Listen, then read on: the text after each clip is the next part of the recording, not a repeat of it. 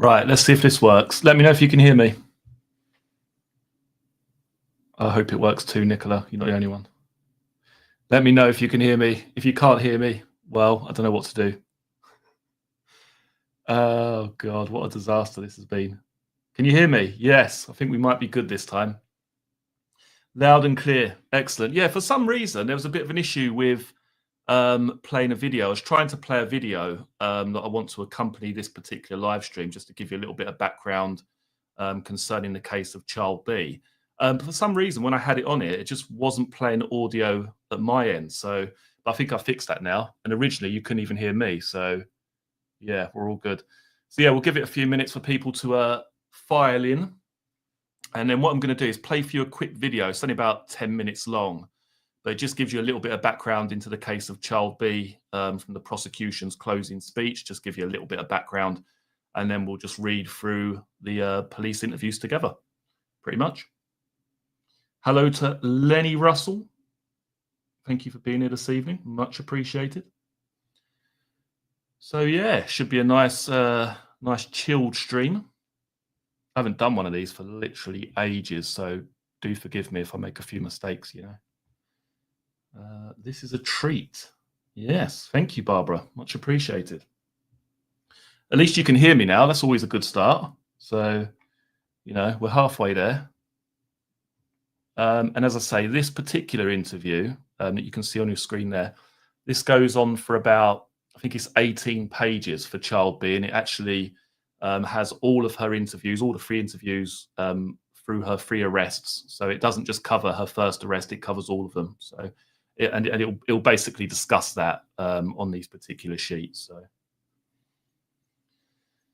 So you can see my face, Nicola, on some of my other live streams. If you click on, if you really want to do so, if you click on my channel and then the live button, there's some previous live streams where I've been on camera. But you know, I can't be bothered to to do my hair and stuff. You know, it's much more chilled like this.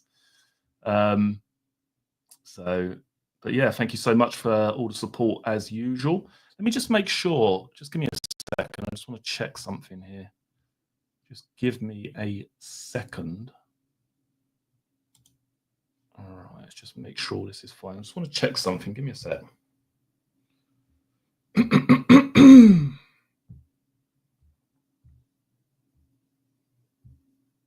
Just want to make sure everything works.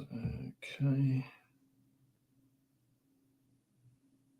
Yeah, it does. Seems to be all right. Okie dokie. Right, that's there. That's fine. Okay. Right, so as I say, what we're going to do, we'll start with this little video. I'm just going to pause it when I put it up here.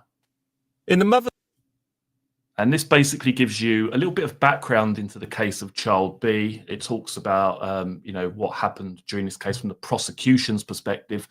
And this goes on for, as I say, for about 10 minutes. Then I need to forward it when we get to the 9-minute 47 mark, because there's a bit of relevance also mentioned at the end. But we'll start it. And as I say, this is only about 10 minutes long, but it gives you a bit of a primer into the case of Child B. A statement, she told us that the Also, just let me know if the sound's all right as well. day after Child A's death, the family was so upset that they decided that somebody would constantly remain with Child B. She said, quote, "I didn't want her out of my sight or to be left alone. My whole focus was on her." And the mother of Child A and B recruited her mum and dad to help, and that guard was maintained, ironically, until 8 p.m, until about 2000 hours when the parents of Child A and B went up to the ward for some rest. During the day shift on the 9th, Child B had done well. She was tolerating time off CPAP and she was having skin-to-skin with mum. You'll find that at tiles 76 and 78. Child B was not only tolerating milk feeds, she was rooting and looking for milk. And you know now, if you didn't before, that that's a very positive sign. In the hours before her shift, Lucy Letby was sending texts to the effect that she didn't want to see the parents of Child A and B, and she was telling Melanie Taylor that the father of Child A and B had been, quote, on the floor crying, saying, "Please don't take our baby away." And she went on, Lucy Letby, to say, "It was the hardest thing I've ever had to do." But a few hours later, she was trying her best to kill Child B. At handover, Lucy Letby was put into nursery 3. We know, don't we, that she didn't like being there, and it appears that she was bored. I say that because there are many text messages between her and Mina Lapalainen, Jennifer Jones-Key, Yvonne Griffiths and Charlotte James between 2100 hours and 2300. I'm not going to go through them now, they are there if you want to see them, but 2 hours of texting to and fro between Lucy Letby and 4 other people. Child B desaturated in a minor way at about midnight. You may remember this because it was an occasion when her nasal prongs for the CPAP displaced. 5 minutes later, 5 minutes after that desaturation, Lucy Letby turned up in nursery 1. And we know that because she co-signed for a new bag of TPN and a syringe driver of lipid. You'll find that at tile 213. If we could just look at tile 214, please. This is just after the desaturation of child B, the nasal prongs point. What we can see is that there were observations just after midnight. By coincidence, or is it a coincidence, nobody has signed those observations in nursery 1. We know Lucy Letby was there in nursery 1 because she signed for putting up the TPN at about this time, at about midnight. So she's there. And surprise, surprise, on the observations chart, whoever completed the data didn't sign. We know who did the blood gas though, don't we? At 0016, writing that you all recognise with a signature you all recognise. Child B collapsed at 0030 that day. Her parents were woken by one of the nursery nurses and they went down to the ward. Child A and B, the mother of child A and B in her agreed evidence, said this. It was a very similar situation to child A. Child B's heart and oxygen saturations had fallen rapidly. The female consultant went on to describe seeing blotches or mottling across her skin and feet. She asked our permission to take pictures of the mottling and she stated she had never seen this before. I remember being really surprised that this was something that she had never witnessed before. I imagined a consultant of neonatal care would have seen everything. By the time the staff had organised the camera, it had disappeared. Well, the female consultant was Dr. B, and the talk at the time being recalled by the mother was that what had been witnessed was something she, Dr. B, had never seen before. You'll find Dr. B's note at tile 231 in the child B sequence. When I asked Lucy Letby about this in cross-examination, she said that she had no memory of this conversation. Given her capacity to remember the things that helped her case, we suggest that she did remember really, but realised that admitting it happened and admitting that Dr. B was saying this was something she had never seen before was unlikely to help her case. It also, of course, would undermine the explanation she gave about that part of the interview I showed you before, wouldn't it? I've already reminded you that Dr. Lambie described child B as, quote, very dusky grey with patches of purpley red, which would flare up for 10 seconds, disappear, then reappear. And Dr. Lambie wasn't accused of making it up. After all, she had made a note of it at the time. You'll find that at tile 225. When she dealt with the collapse of child B, Nurse A said this. It's a direct quotation. She suddenly looked very ill. She looked very like her brother had done the night before, with the pale white, with this purpley blotchy discoloration. And she indicated what she meant, pointing all over her chest. I just remember thinking, no, not again. I'd never seen anything like that before, and then to see this with his sister, the same appearance. Nurse A reminded us that the declines of child A and B were both very sudden. She stressed how unusual it was, and of child B's collapse, she said, quote, to see her deteriorate so quickly and look so similar, that's why I said, no, not again.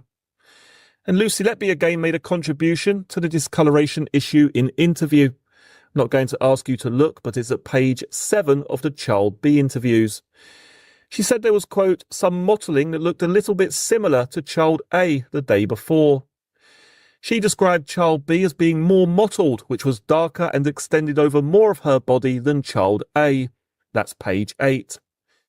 She said that it was before the resuscitation, page 9.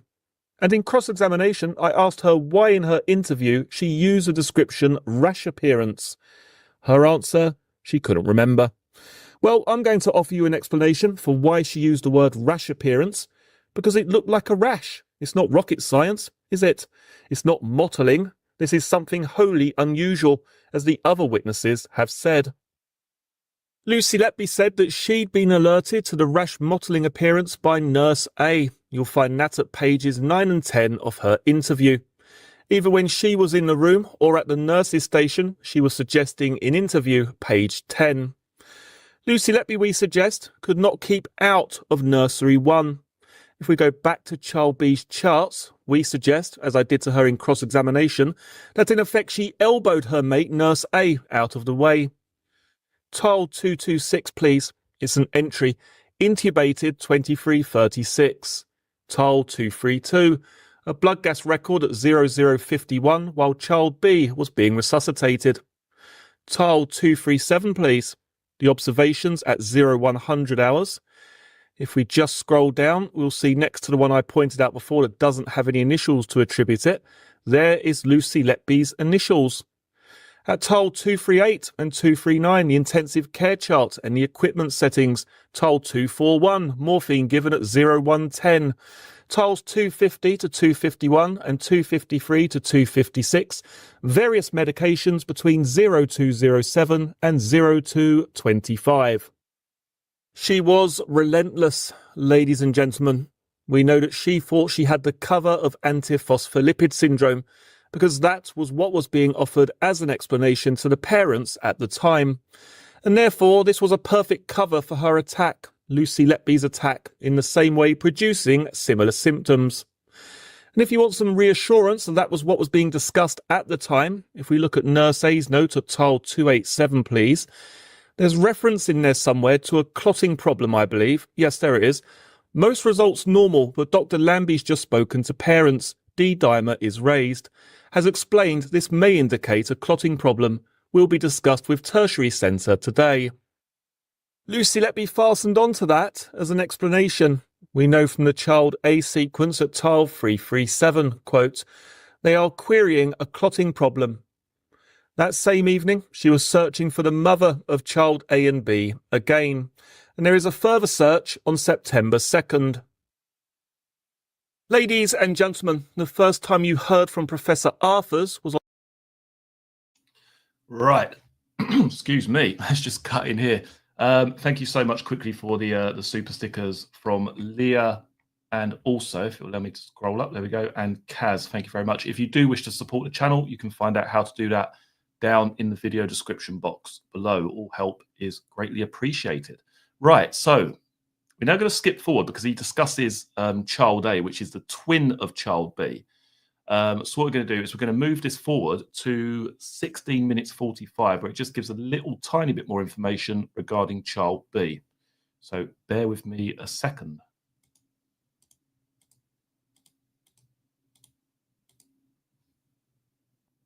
16, that's fine. Right, 2 seconds. Referring to the findings of Dr. Marna Reeders as to the air bubble in child A's lung and brain, or the evidence of what was to happen the next night shift to child B or the others. The other babies you've heard about who exhibited odd flitting discoloration, such as child D, child E, child I, child M, child N, and child O. Insofar as the case of child B was concerned, Dr. Evans said there was nothing in child B's history that would account for the nature and speed of her collapse. He said that the fact she had skin-to-skin with no adverse effects was indicative of her doing well, and he was of the opinion that child B had either been smothered or injected with air. In favour of air embolus, he said that the sudden appearance and equally sudden disappearance of the skin discoloration was significant. Okay, right. I've just unmuted myself, so just let me know that you can hear me, all right? And then we shall carry on. We will continue. Just let me know if you can hear me, all right? Where's the old sheet here? There we go. All right, just let me know that you can hear me again. Just want to make sure this mic's still working. Excellent. Right, we're in business. Right, so what we'll do now, let me just see what this looks like when I put it full screen on my end. I can't see the chat. Right, okay. Right, what I'll do is I'll put it full screen my side, and then I'll dip in and out of the chat. So we'll stop in places. We'll have a little chat as we go along. And as I say, it's about 18 pages long. We'll make a start, and then I'll stop in little places and catch up with the chat. Okay, so this is the 4th of July 2018.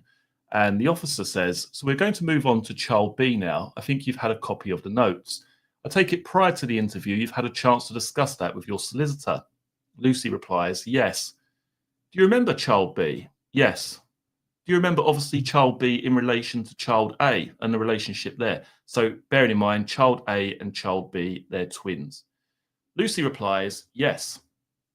Okay.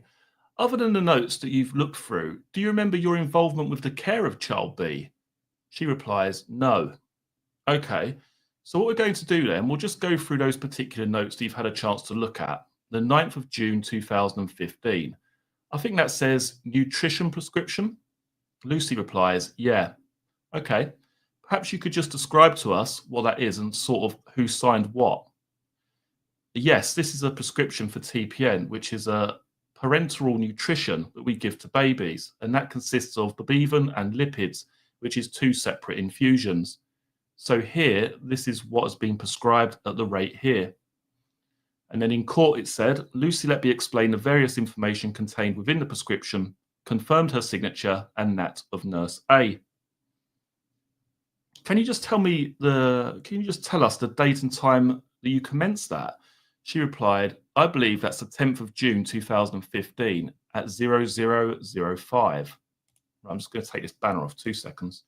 2 seconds, guys. We're working here with this banner going across. 2 seconds. There we go. Right. Okay, let's just make sure I didn't miss anything. Okay, that's fine. And then in court, it said, Lucy Letby was then asked about the relevant fluid chart. She confirmed that it recorded a morphine infusion of 40 micrograms from a pre-made syringe. The volume was 4 ml and was administered via a bolus, administered with a push, not via a pump.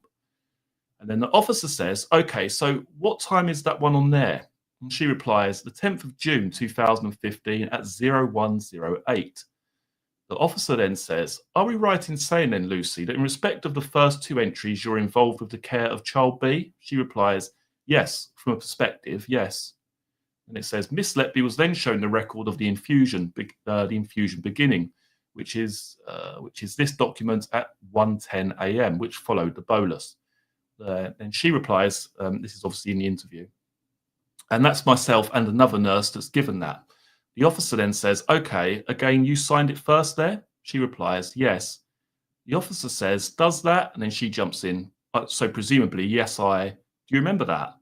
I don't remember, but usually whoever signs, okay, the top is the person that's given it. Now, I think in court, now this is quite an interesting little point here, because in court, I'm fairly sure that when it comes to medications or anything like that, they can't tell who it is that actually administered it, whether it's the name at the top or the name at the bottom. That doesn't actually indicate who gave the drug. But interestingly here, she's giving the impression, isn't she, that the person at the top, the name at the top, is the person who administered it. So you signed it first there, yes. Does that? So presumably, yes, do you remember that? I don't remember, but usually whoever signs the top is the person that has given it. Okay. Then it states, then the interview moved on to the parenteral nutrition form, and Lucy Letby described various entries and how it would be checked. She then replies, then when we've done that, we sign with the lipid batch number and document that here, and write the time that we've commenced it. That's probably a little bit of a mistake there, I'd imagine, in the transcript. Okay, when you say we, is that somebody else's signature there? She replies, that's my signature. The officer says, yeah. She replies, but ideally it should have been co-signed by somebody or co-signed by somebody else. The officer says, okay, at 0005, that's your signature? She replies, yes. The officer then says, so essentially your signature on there means what with regards to this? That it's you that's checked it or you that's administered it? She replies that I've checked it. And then it says, the officers then asked Lucy Letby about the blood gas chart. The officer says, okay, so that's really just a record, isn't it? Signed by you and dated? She replies, it's just, yes. So what's that? That date there, sorry, that time. Is that a time or a date? She replies, 0051. The officer says, time, okay. And again, she replies, so that I've written there, so this gas was taken during neopuffing. The officer says, right. She replies, so the baby was being neopuffed with a pressure of 30/6 in 100% oxygen. She's then asked, okay, is that an event there? Is that something happening that she's being neopuffed? She says, yes. And it says, Lucy Letby was then shown a relevant observations chart, which is at 237, please, Mr. Murphy. What does that say to you? Again, we're talking about in the room again. So we're in the room with the officer now. What does that say to you? She says, she replies, so this is an observation chart. The officer replies, yes. Lucy replies, so we usually do hourly observations on the baby, so I've carried out observations at 0100 hours.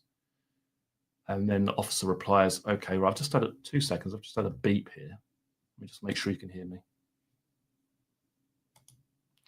Right, just let me know if you can still hear me. For some reason, I had a beep come up on my computer. I don't know what that's significant. If that's significant or not, or what.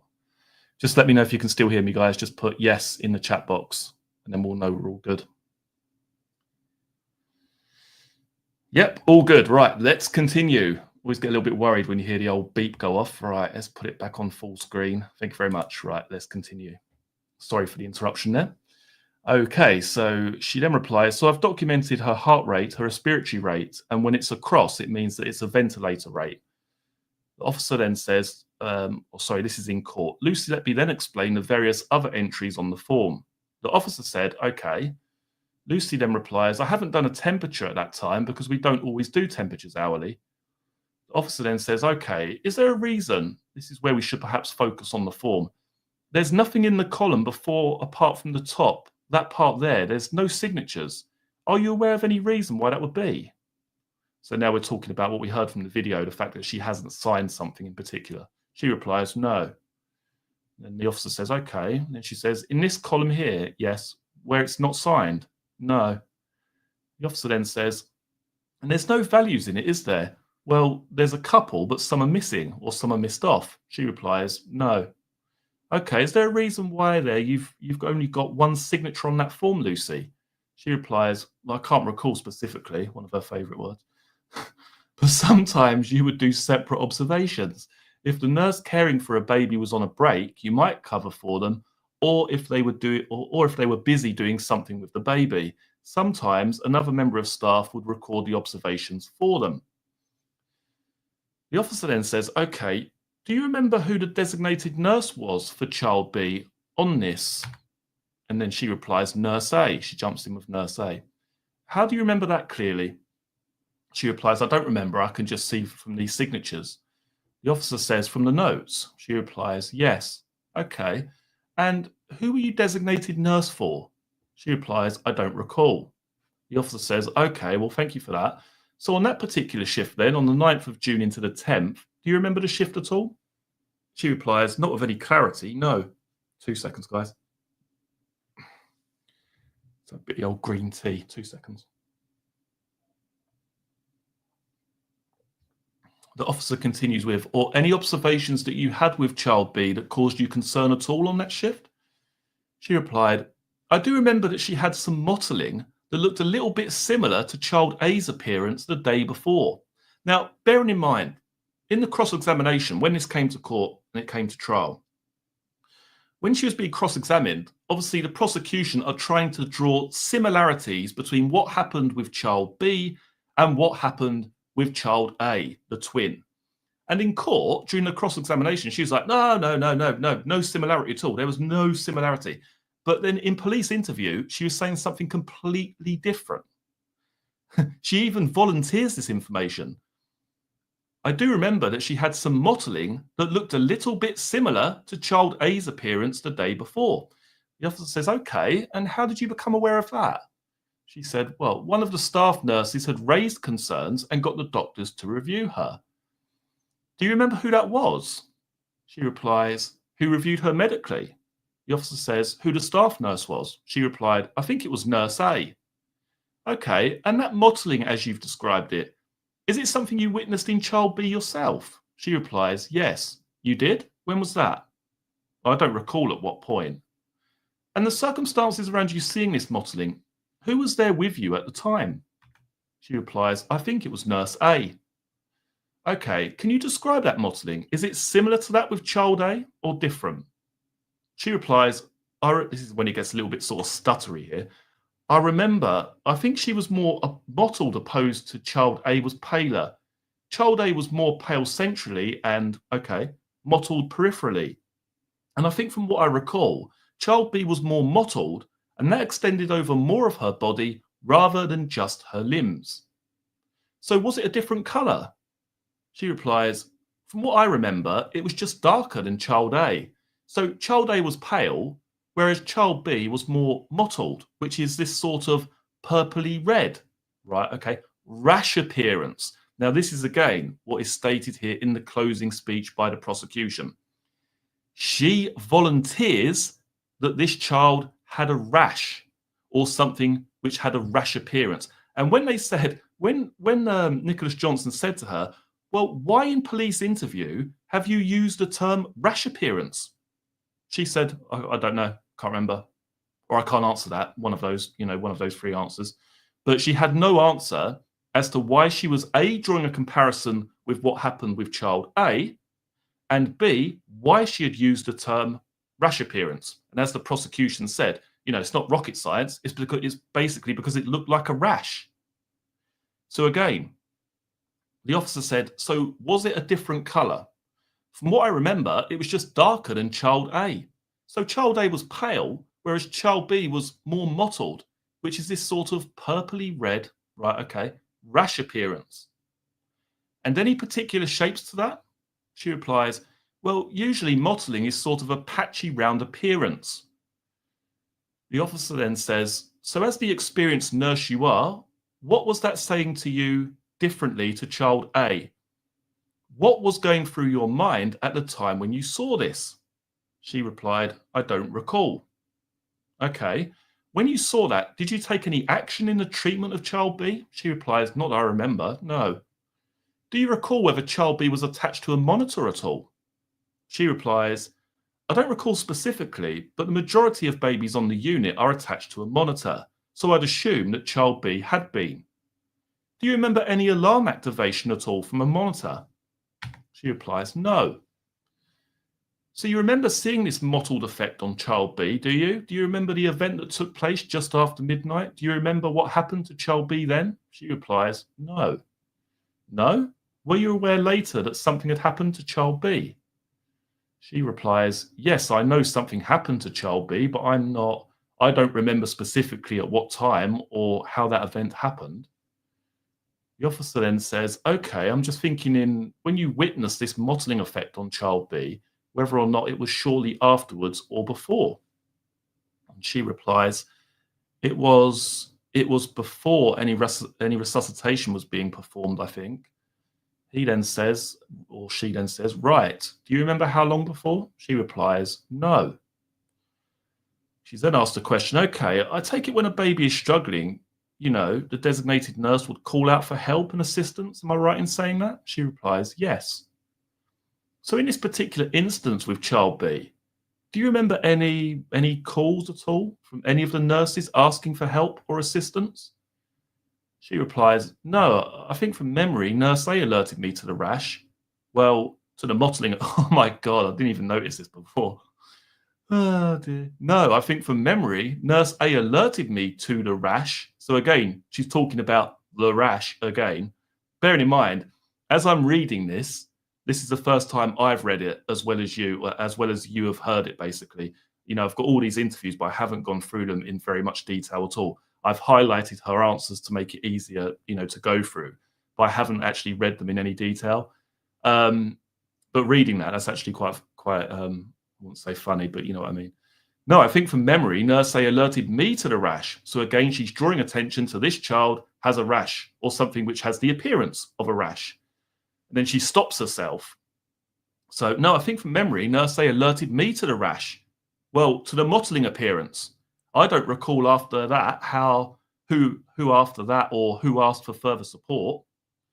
So interesting, that part. Right, let's continue. When she's alerted you, what were you doing? What had you been doing just before that? I don't recall. Do you remember which baby you were caring for at the time? No. Let's just stop it here. So we have 7 pages in at the moment. Let's get off the old full screen. That's quite interesting, isn't it? As I say, during the cross-examination, I mean, like I say, the prosecution, their whole point is to draw comparisons between what happened with child B, as to what happened also the evening before, I think it was, with child A. Child A sadly died. Child B survived. And Lucy Letby is trying to do the complete opposite. Say, really, no, they're 2 totally separate things. This child just had normal mottling. This wasn't a rash. You know, in court, she was saying, no, that's not a rash. There's nothing strange going on here. Yet her colleagues, some of whom were her own personal friends, were saying, this is something I've never seen before. So to me, like that has to be a massive red flag, doesn't it? Where you've got people who are saying, you know, I've worked here for 30 years. I've been doing this job for 20 or 30 years. I've never seen that type of rash on a child before. And yet Lucy Letby was saying, oh, you know, it's just general mottling. But she lets it slip here, doesn't she, in this interview, that what she was actually seeing wasn't general mottling, but something that looked like a rash. And even then, when she said that, no, I think from memory, Nurse A alerted me to the rash. Then she thinks, shit, why have I said that? Well, to the mottling appearance, she corrects herself. I don't recall after that who came after that or who asked for further support.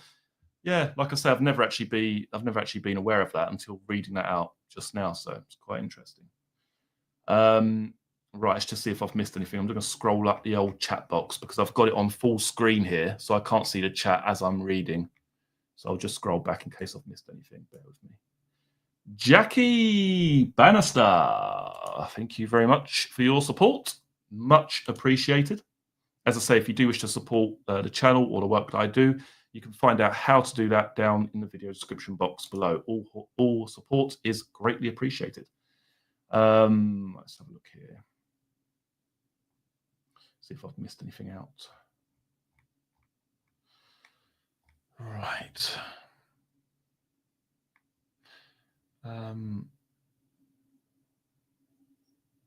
Okay. Yeah, you know, so a lot of people find it quite strange or a little bit odd that she was so forthcoming in police interviews. Many people say, well, you know, if she was innocent, she would have just done, or sorry, if she was guilty, I should say. Many people say if she was actually guilty of this crime, then, you know, why would she just be quite happy to volunteer information? Why wouldn't she just give a no comment interview?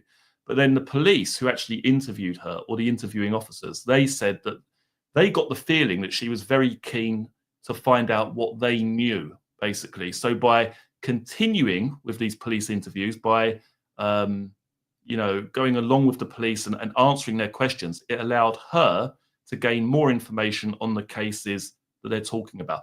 But think about this. Now we're talking about her being potentially charged with other offences. Maybe that also factors into that. You know, we don't really know, do we, what exactly took place at the Countess of Chester Hospital? Were there other people involved? Were there other children involved? Was she very keen to find out exactly who was the focal point concerning these particular charges? Is that why she, I wouldn't say humoured, but is that why she answered the questions and went along in a sort of, you know, in a way of helping the police or being of assistance, I should say? Is that why? To find out more information? I don't know. Let's have a look. Dazzler Bob, the old legend. Dazzler Bob. Hello, Dazzler. How's it going?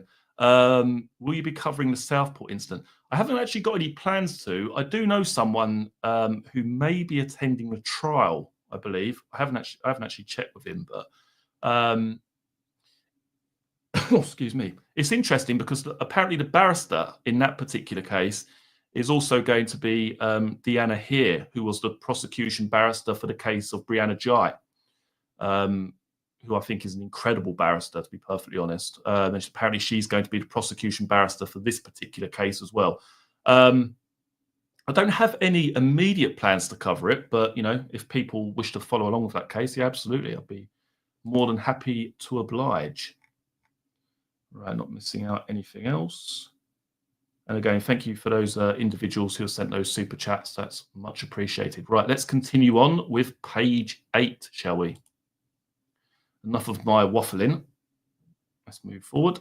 Okay, here we go. The officer then says, "No. Do you remember if you were working in the same nursery at that time?" She replies, "No."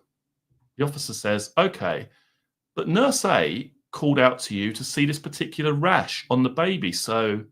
She replies, "I believe so, yes." The officer then says, "Okay, so would it be fair to say that you were in the vicinity of Nurse A? Or is it possible that she could have come to you in another room and asked?" She replies, "It's possible I was either in the room or maybe at the nurse's station. If somebody shouted from nursery 1, you would hear from the nurse's station. You would hear them from the nurse's station." The officer then says, "Were you involved at all with child B's parents?" "I know obviously when child A sadly passed away you were, but when child B was struggling, were you involved with the parents then at all?" She replies, "I believe I had conversations with them, but I don't recall specifics, but I do remember seeing the parents." The officer then says, "Okay, so it's fair to say then in regards to this particular episode for child B that you don't particularly remember the shift. You remember being called by Nurse A to have a look at this mottling on the abdomen of child B, yeah?" She replies, "Yes." "Do you remember any collapse event?" She replies, "I remember her requiring resuscitation, but I don't recall how that transpired, how it got to that point, right? Or when that happened." The officer then says, "But you became aware of that post-event? You weren't involved with the resuscitation yourself?" She replies, "I don't remember my role in the resuscitation if I did play a role." The officer replies, "Okay. So the things that we've referred to here, do they constitute you giving child B in some capacity care?" She replies, "Yes, if I delivered a medication." The officer then says, "Okay, and under what circumstances would that be? I know you referred to one that maybe it was a break. Would that apply to all of them?" And she replies, "Possibly, or if the nurse caring for that baby is doing something else with the baby, then other members of staff may do their drugs for them, or if they are prepping drugs, right, for another baby anyway, sometimes that person will carry on and do the drugs for that baby." The officer then says, "For those ones that we've talked about, do you recall when you had contact with child B? Do you recall when you had that contact with child B if you had any concerns for her?" She replies, "I don't recall having any concerns, no." The officer replies, "Okay. I don't remember specifically the contact, but I don't remember there being any concerns, but I'm not sure at what point." The officer then says, if you had have had if you had have had concerns, what would you have done?" She replies, "Raised it to a nurse looking after her or the doctors." The officer then says, "Okay. And from what you just said, it was Nurse A potentially that raised the issue with you about the mottling. It wasn't you that raised it, or you don't recall." She says, "I don't recall. I think it was Nurse A that alerted me to it." The officer then says, "Okay, what was your understanding of the clinical position of child B?" So this would be quite interesting. She replies, "Prior to this event?" The officer says, "Yeah, that there hadn't been any undue concerns expressed." So again, this is Lucy Letby saying that there isn't a problem with this child at this point. "And do you remember where child B was, which nursery child B was in?" She replies, "Nursery 1. "Okay. And you don't remember whether you were working in there or not?" She replies, "No." "Right. Did you have cause to handle child B at all?" She replies, I would have handled her to an extent to give her the medications and to attach those lines." And then we've summarized that Lucy Letby, so this is going to be the court talking here. They're now just telling this or saying this to the jury. And then we've summarized that Lucy Letby explained that she would not have needed to handle child B when attaching the bag to the long line. She would have gone to the baby together with her colleague who connected it to the patient. Lucy Letby was then asked about the entry detailing the morphine bolus, which I think we've already looked at tile 241. So she replies, "Okay, so that's the morphine bolus. So that would So that would seem that I would have given that to child B. And physically, what do you do? She replies, attach the morphine syringe to child B and give the volume. It says IV. I'm not sure which type of access child B had, whether it's a peripheral cannula, a long line, or a UVC. The officer then says, so that's a physical pressing of a syringe into the baby via something. That's quite interesting. She replies, yes, but you can't be sure what that was, what the apparatus was. She replies, I'm not sure which line it was delivered through. No. Okay, so that would be physical contact. She replies, yes. To attach to the line, yes. She replies, and the officer then says, and who's that there, sorry? She replies, Mary Griffiths. The officer then says, so would Mary be with you on the signing out and the administration? She replies, yes. The officer replies, okay. Then Lucy Letby explained that blood would have been taken by a heel prick from child B, that a doctor would have been required for any other method. At that time then, do you remember how child B, how she was presenting? She replies, I don't recall at that time, but looking at this, it was happening during neopuff.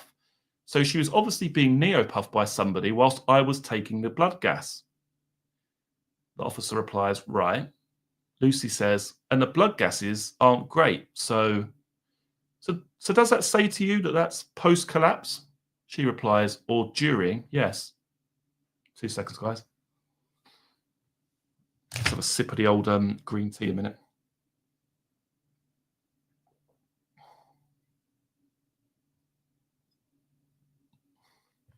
Right, here we go. So does that say to you that that's post-collapse? She replies, or during, yes. The officer then said, how did that sort of make you feel? You've been involved with child A's care the day before. She replies, the only concern primarily were the parents and how they were coping with that. Obviously, they'd already lost child A, and then to have to see child B go through resuscitation. The officer says, you said you had a bit of contact with the parents following child B's collapse. What was that? Can you remember? She replies, no, I don't recall specific things, what was said or anything. No. The officer then says, so were you present at all when child B's parents were asking questions, making requests following child B's collapse? She replies, yes, I was there in the nursery with them, yes. The officer then says, was anyone else there with you? She replies, I don't recall ever being on my own with them. She's then asked, how come you recall that specifically, being with them after that in the nursery? She replies, because I just remember how upset they were. The officer says, right, there's nothing else that sticks in your mind as a reminder? She replies, no. I think it's just that they were there again and saying that they didn't want this to happen to child B, what had happened to child A. The officer then says, you must build up quite a rapport with the parents through the care of their babies. Am I right in saying that? She replies, yes, we get to know some of the parents quite well. Yes. She's then asked, is there anything particular about child A and child B's parents that warmed you to them? She replies, just I know they'd waited a long time for child A and child B, that they were much wanted babies. Who told you that? It was known through the handover that we have. So when we have nursing handover, you have a little bit of background as to the parents and the pregnancy and things. The officer then says, does that sort of change the way you deal with them at all, or affect the way you deal with them? Lucy replies, no. I'd like to think that you treat all parents the same, but obviously you just bear in mind what they've gone through to get to this point. But I think that the care you would give them and their babies would be the same as any other parents. The officer then says, and following child B's collapse, have you kept in touch with them at all? She replies, no. Is that something you have done with other babies? Right, we'll stop it here for a second because we're on page 12 already. We're rushing through this. Just get off this for a sec and catch up with the chat. Like I say, the main reason I'm doing this to release these or do live streams regarding the unreleased police interviews is because I've got very little time to actually make the videos on these. I'm actually going to do the videos of the unreleased interviews separately to this, but it's just to, yeah, I guess really interact with you guys, the subscribers, and yeah, it's more of like a time restraint sort of thing. I just haven't really got the time to record these as standalone videos at the moment, so I thought I might as well just do them as live streams where we can discuss it, in the chat, go through them, individually. And yeah, just be a good way for me to connect with you guys, really. All right, let's have a look here. Just bear with me. I'm going to scroll back through the chat. 2 seconds.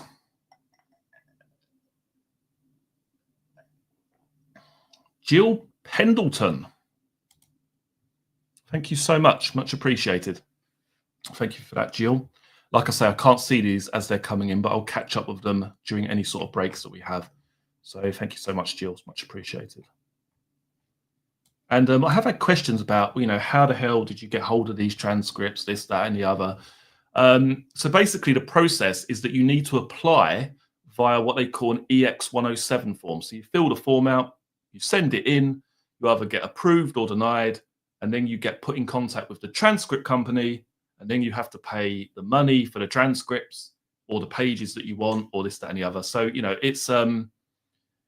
it's a fairly simple process, to be perfectly honest, but it requires filling out a lot of forms, and then waiting for the time for the transcripts to be, proofread, I guess, or make sure there's nothing in there that identifies anybody, that the names are all redacted correctly and all that sort of stuff. And then you pay the money, and then you get them via email, basically. So that's basically the process.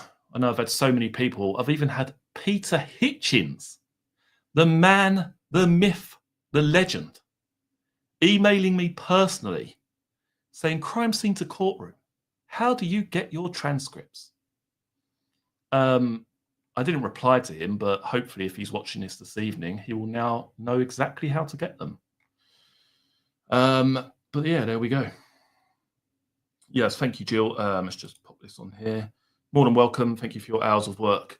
Yeah, it's crazy, how long these videos actually take to make. I mean, I'm sure you can see, like, when I'm reading stuff off here, that there's many, many times where I make a mistake, or I don't, enunciate a word properly. And recording the actual videos is such a time-consuming process. For, let's just talk about the cross-examination videos for a second. Like those videos where I'm narrating both the parts of Nicholas Johnson and also Lucy Letby. It would take about 8 or 9 hours to get a 20 or 30-minute episode done. That's one video.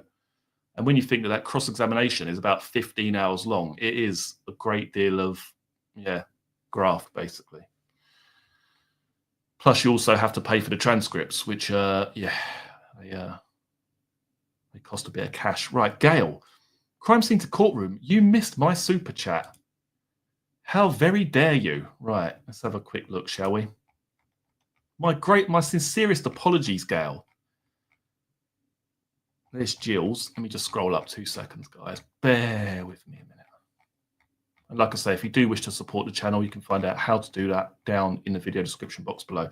Jackie Bannister, I've already said, I've already seen that one, so oh, there we go. There we are, Gail. Thank you so much. Much appreciated.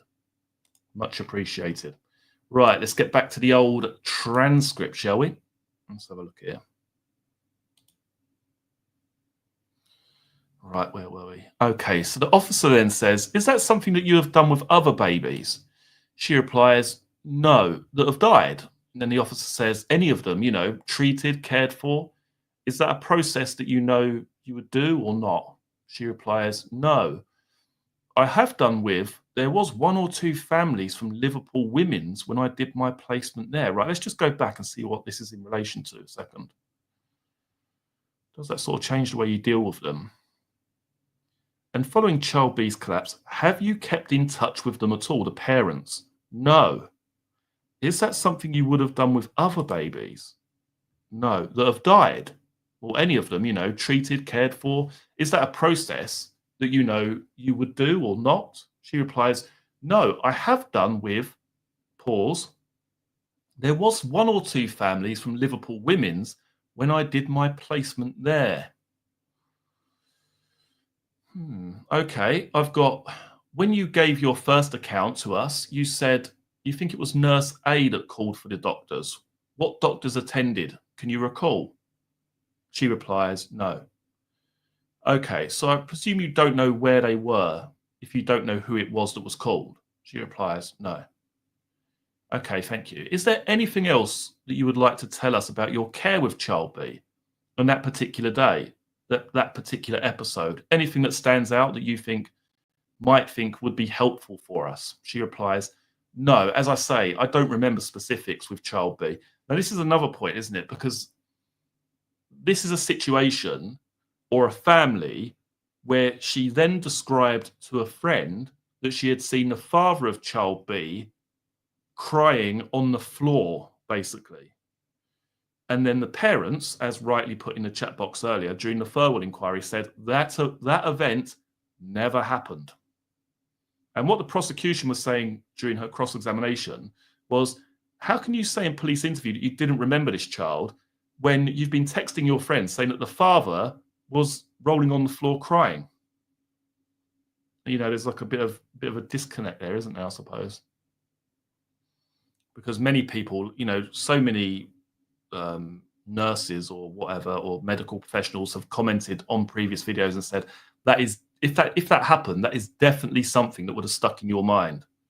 But according to Lucy Letby, no. She said, no, as I say, I don't remember specifics with Child B. The officer then says, so it's fair to say that you were on the periphery of the care for Child B by the charts that you have signed, and yes. And some of the processes that you have undertaken? She replies, yes. And it's fair to say that you have seen this mottled effect on that baby, but it was highlighted to you by the designated nurse, Nurse A. She replies, I believe so, yes. But you don't specifically remember any collapse event on that particular shift? She replies, no. Okay. We'll end this interview. If we close, it's 3 minutes past midday. So I believe that's her first interview. That's when she was first arrested. That's the first police interview that she's had regarding Child B. We'll move on to the next one in a second. Just going to have a quick sip of my old Kraken and Coke. 2 seconds, guys. Lucy Blue. It's not you from Bronzefield, is it? Watching my stream this time of night, you should be tucked up. $2.99. Thank you so much. Much appreciated. Greatly appreciated. Thank you so much, Lucy. That is fantastic. I haven't missed any more, so that's fine. Yeah, thanks for that, Lucy. Yeah, I'm on the Kraken, Lenny. Got a glass of Kraken and full-fat Coke. It's the only way to go. And a ginormous ice ball. That's the way we roll. Thank you, Gail. Yes, Lenny's a personal friend of mine. I speak to him quite frequently, actually. Also a moderator of the channel. We've got Ginger Red, who is also holding the fort fantastically. You've been drinking... What the hell is that? Bumby. What is that? I've never even heard of that. Yeah, it's quite strange, isn't it? Like I say, that point that she mentioned there, that she'd kept in touch. I mean, it doesn't prove any sort of criminality or anything like that. I'm not saying that for 1 second, but it's interesting that she has kept in touch with 1 or 2 families from Liverpool Women's. It's just a point of just a point of interest in it, I suppose. Right. John did mention how long it takes to make a video, though, through the transcript. Yeah, the videos just take... I mean, especially doing transcripts, they just take so long. They just take such a long time, because oftentimes, you know, you get into a bit of a flow, you might get 20 or 30 seconds of audio, and then, you know, pretty much when you listen to those videos, those... you know, the cross-examination or the prosecution's closing speech, all of those videos, every single one of those episodes is a combination of, say, 20 to 40 second clips, all stitched together. So when you're listening to like a 40-minute video, imagine how many 20 or 30-second clips, and sometimes it takes 5-6 attempts at just one clip. It takes for absolute ages. I don't know whether that's just because I'm terrible at this or whether, it's just the way I prefer to do it. But yeah, they just seem to take quite a long time, to be honest. Michael O. Jackson. It's been a while. Yeah, it has been a while. It's been ages since I've done a live stream. Absolute ages. All right, that's not normal. The NMC is pretty clear about what is and is not acceptable. Yeah. Hawaii. Probably not safe for me to comment in this chat. You can comment, Hawaii, as long as you're polite and respectful. We don't mind innocent people here. We've got no problem with people saying that Lucy Letby's innocent. As long as you respect each other's views and everyone gets on fine, there's no problems at all. This isn't, like Nazi Germany or anything like that. Everyone is allowed an opinion as long as you are polite and courteous. That's all that matters to me. Right, let's carry on. Sarah Griffiths loves ginger red. Fantastic. Right, let's carry on with the old transcript, shall we? Right, okay. So now we're moving on here to her second arrest. And this interview took place on the 11th of June, 2019. So as we did with Charles, this is quite interesting, isn't it? They're talking again about the same case, but they're now going to interview her for a second time. So as we did with Child A, moving on to the second occasion when Child B was discussed, this is the 11th of June, 2019. Yes, that's correct. That's like a talking court at that point. So we're going to talk to you about Child B now. And then they continued. In your previous interview, you remembered that Child B needed resuscitation, but you could not recall how that transpired. Do you remember that in your previous interview? Lucy replies, yes. Excuse me. Lucy Letby then confirmed her signature,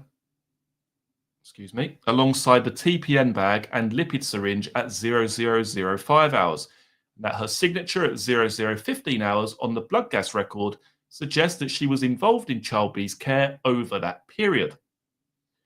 That was prior to her collapse at 0030. Child B's collapse some minutes later. Do you understand what we're saying here? She replies, yes. And it says, Lucy Letby couldn't remember if she was allocated another baby in nursery 1. The officer says, okay, so we've got the situation here that Child B collapses and you're there shortly before with the blood gas record. We just looked at it, so I'm not going to go back to that. She replies, can Nurse A remember who took the gas? Oh, that's quite interesting that she's saying that. Can Nurse A remember who took the gas? And then the officer says, well, I'm saying to you, it is possible that it could have been you. I'm saying to you, are they saying that? I'm saying to you, is it possible that it could have been you? I think that's what they're saying. It's a misprint there. Well, I'm saying to you, is it possible that it could have been you? She replies, it's possible, but have you asked her who took the gas? And they reply, well, I'm asking you if that is you taking the gas. They don't want to answer, do they? So then she replies, I can't guarantee by what's written on here who took. I've run that gas on the machine and written it down. I don't know whether I was the one who obtained the blood or whether I just ran the gas for her. And it says, Lucy Letby was informed of the opinion of the experts as to Child B's collapse and was asked, do you have an explanation, Lucy, for the dislodgement of Child B's nasal prongs? She says, no, I don't, no. And if we look here, she's actually been weaning off CPAP, so I'd be concerned. If she had managed 2.5 hours off CPAP, why dislodged prongs would cause such a deterioration? So you're saying that's a mistake then? She says, what's a mistake? That the nasal prongs were dislodged for that length of time. She replies, no, I'm not saying that they weren't. I'm just saying that she had previously managed 2.5 hours off CPAP. So I would be concerned if they were dislodged for a few minutes, why she would suddenly deteriorate. And the officer says, did you inject into Child B's long line at the time the bag, Did you inject into child B's long line at the time the TPN bag was being connected? She says, no. Is there anything you want to say regarding child B? She replies, yeah, I didn't do anything deliberately to child B to harm her. The officer says, okay, are you responsible for attempted murder, Lucy? She replies, no. Then the interview was stopped. The third and final interview in respect of child B took place on the 10th of November 2020. So remember that, these do seem quite short, but you have to remember that when we look at these green parts here, this is giving you like a very, very short snippet of what she was asked or what they went over in particular during that particular police interview, if that makes sense. Lucy Letby was informed of the opinion of the experts as to child B's collapse. So she would have been given the information, well, we've received information that this expert believes that this happened to child B. Can you explain that? So all of that stuff would have been gone through, but it's not on the particular transcript, if that makes sense. So at first glance, they appear to be quite short, but in reality, they probably weren't. Then the interview was stopped. The third and final interview in respect of child B took place on the 10th of November 2020. It begins, okay, so we'll move on to talk about child B, Lucy. They summarise the previous interviews concerning child B and ask, child B collapsed. Do you have any explanation for that? She said, no, there's no explanation. Okay, is there anything else you wish to add? She replies, no. Okay. When I did the introduction to the interview, Lucy, I said to you that we'd be speaking to you about messages recovered from your mobile phone that was taken from you when you were last arrested. That's interesting. Hang on a minute. So, surely they didn't take her phone again, did they? Would they have taken her phone again?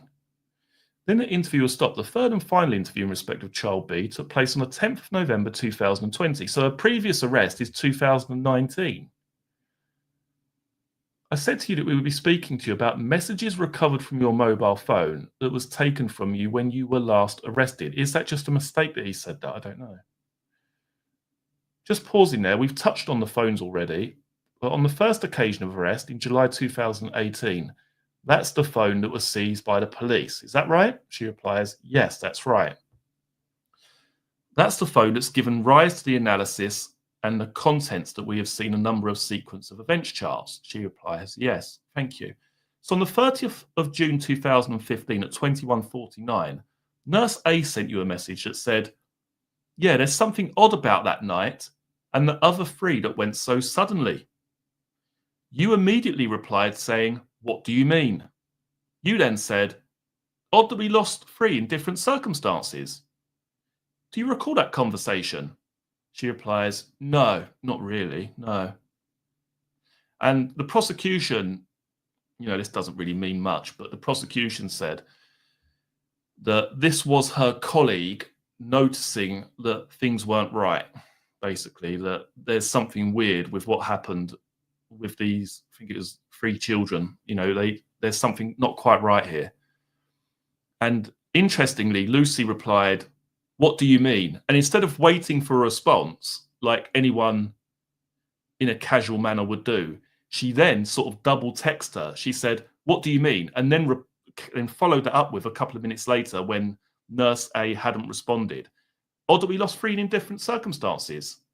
Like, she carried on the conversation by herself without waiting for a reply from Nurse A. The prosecution did draw attention to that. As I say, it doesn't mean anything, but they just found it a point of interest. Right, let's carry on. Okay, well, we'll just move on, okay? Nurse A replied saying, I don't know. Were they that different? And then Nurse A said, ignore me, I'm speculating. You then responded to Nurse A saying, well, child C was tiny, obviously compromised in utero. Child D septic. It's child A that I can't get my head around. So my colleagues just asked you, do you recall having that conversation? She replies, no. Why did you respond asking her, what did she mean?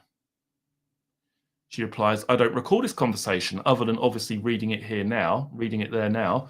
I think I'm asking, what does she mean? That there is something odd. The officer says, okay. She said that it was odd that you lost 3 different babies in different circumstances, and you questioned whether they were different. What did you mean by that?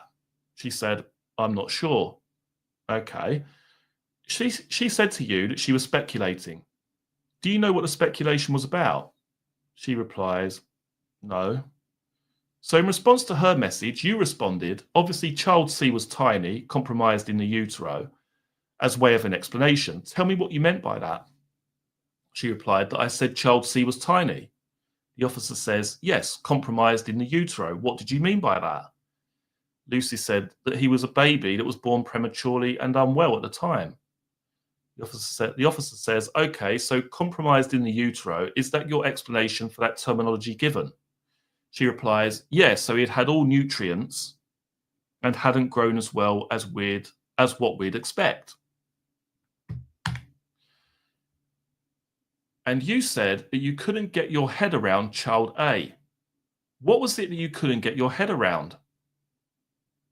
She replied, I don't recall saying that. I can't comment. And then that concludes those interviews in respect of child B. Right, so that's the interview for child B finished. How long have we been going for? Only 1 hour. Jesus Christ. Right, so the options, I don't know what you guys want to do now. So the options are, we either go through child C, but I'm thinking, do we need to go through a video quickly just to refresh ourselves on the case of child C before we actually go through the police interview itself? I've got child C's here. Let me just pull it up a second. Right, and that is 25 pages, I think, child C. Yeah, 25 pages is child C. Right, let's have a quick look. See, let's just catch up with the chat. 2 seconds. Yeah. I mean, ideally, I want to play the video for child C, but the video is about 30 minutes long. I mean, can you guys be bothered to sit through the 30 minutes of the recap of child C, or would you just rather me read the interview, or are you quite happy for me to play a little bit of video, then jump back in and chat with you for a little bit? I mean, it's totally up to you. You know, you're the guests, as it were. Lenny's saying, do the vid. Get the bloody vid on. Right, I'm going to play the vid. Let's just play the vid. Give me a second, guys. I've now got to find it. 2 seconds. Series and exclusive. And also where it starts. Bear with me. 3 minutes and 10. Right, I'll play this in a second. Yeah, and also let me know what the sound quality is like, because I'm using a new mic for this. I used to have a Blue Yeti, but I've gone with the old Rode Podcaster Pro. So hopefully the sound quality is quite good. I'm hoping. I've gotten so used to your intro. Yeah, the thing is, like when I do a series, I always feel like I need to still repeat, you know, where this information has come from, even though it's quite repetitive. It's like a 40 seconds of me saying pretty much the same thing every episode, because you'll always get someone in the comment section saying, yeah, watch this video about, where did you get this from? This is alone, you know. So it's always best just to tell people what they're listening to, you know. Oh, great sound. Excellent. Thank you, Susie. Much appreciated. Let's just scroll back, make sure I've not missed anybody. And then I'll highlight some of these comments as we're going along. And while I'm playing this, I'm going to go and pour myself another Kraken and Coke and maybe another green tea. Sound quality is perfect. Thank you, Sarah. Much appreciated. I'll make myself a green tea. It's the way forward. It's great for the vocal cords. Right, I'm going to start this video and I'll be back with you. I'll jump in a couple of minutes and we'll start. We'll get through this together. You know, it's 30 minutes, but what can we do? At least it gives us a little bit of background before we jump into the actual police interview. Yeah, don't worry, Lenny. I can handle it. Right, let's carry on. Let's carry on. And unexpected death. Child C was born on Wednesday, June 10th. Lucy Letby murdered him, we say, on the night shift of the 13th into the 14th. Child C's mum, the mother of Child C's statement, was read to you. The mother of Child C said that the problems were first highlighted at 21 weeks of pregnancy. That was when she realised that child C was smaller than he was expected to be. The mother of child C was closely monitored, and at 28 weeks she gave up work. As further problems appeared, the mother of child C was admitted to the Countess of Chester, where on Wednesday the 10th of June, it was discovered there was an issue with the blood flow to child C through the umbilical cord. Despite that, child C was born in good condition at 30 weeks plus 1 day. He was intubated and then extubated very quickly, and he made good progress. Lucy Letby wasn't working on the Thursday or the Friday, and child C remained on CPAP until Saturday the 13th of June.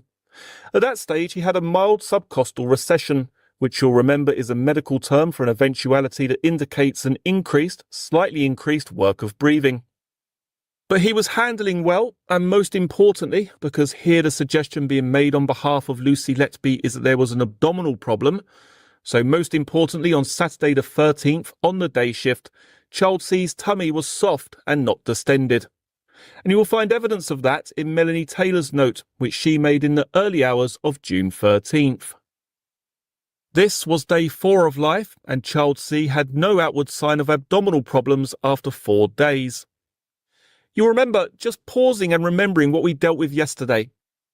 Child E met Lucy Letby on day 6 of his life, and that's when he developed abdominal problems, apparently. Well, here we have a child on day 4, no problems, or not until at least he met Lucy Letby. Prior to the events of June 13th into the 14th, something had happened which was noted by Yvonne Griffiths, but which was misplaced in the nursing notes, and you can find it at tile 170. She inserted it after child C had died, and this is important, so I'll show it to you, please.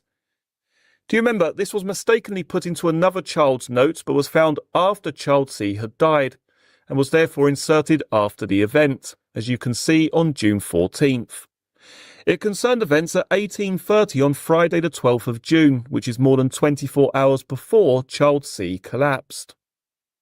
Yvonne Griffiths had found some bile on the blanket, then aspirated the nasogastric tube of 2 ml of what she described as bile-stained fluid. Just under that part of the note, you'll see something else that we suggest is highly significant. Child C had spent most of the day with his parents on that same afternoon, that is the 12th, quote, kangaroo care most of the afternoon. You now know, although many of you didn't before we started this case, but you now know that that's a very, very good sign. After that event, there were tiny aspirates and the position was static. Child C was not getting any worse.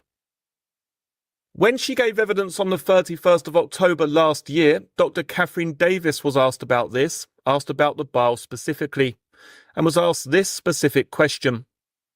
When you see bile like that, and taking into account the constellation of other features in this case and all the other information to hand, would you expect a collapse as sudden and as like this in such circumstances? Her reply was, absolutely not.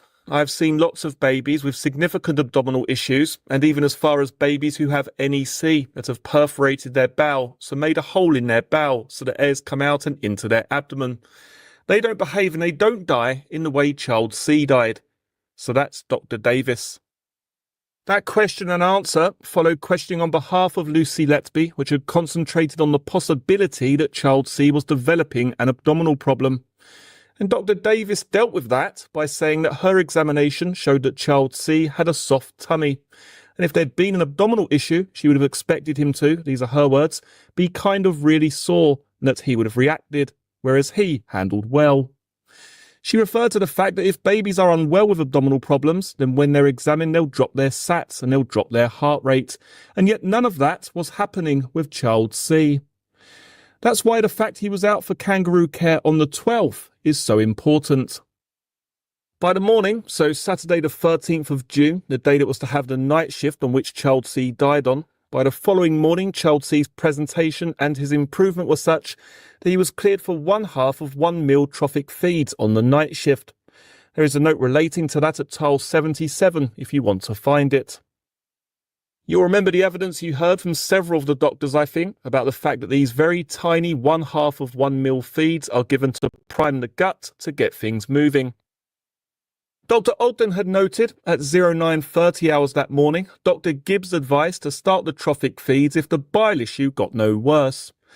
Dr. Gibbs told you about that if child C's was a case in which there was an intestinal blockage, then the aspirates would have increased, and that is not what we see. Witness after witness was asked about the aspirates, and each gave more or less the same answer. They were very small, they were a potential concern, but when viewed in the light of the general presentation of child C, they were not a problem.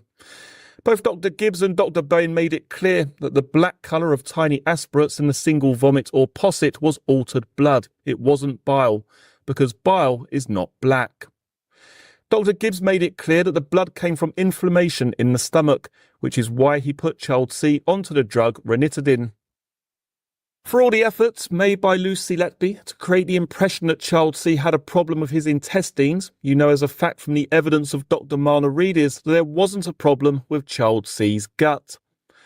Dr. Marnaridis told us that there was, quote, no evidence of infection or of sepsis in the bowel histology. So we say that excludes the possibility of the problem.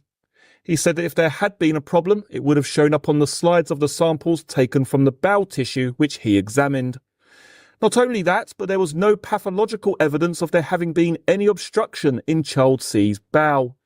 And whilst child C was on antibiotics, they were not the antibiotics for NEC, and the aspirates never got worse. So this is not a case of NEC. I'll come back to Dr. Marnaridis at the end of child C's case. Just going back to the sequence, ladies and gentlemen, Yvonne Griffiths, who had child C on the 12th, described him, child C, as a lively little baby who was at his happiest when he was being held kangaroo style by his parents. Joanne Williams, who had child C on the day shift of Saturday the 13th, described him as, quote, lovely and feisty.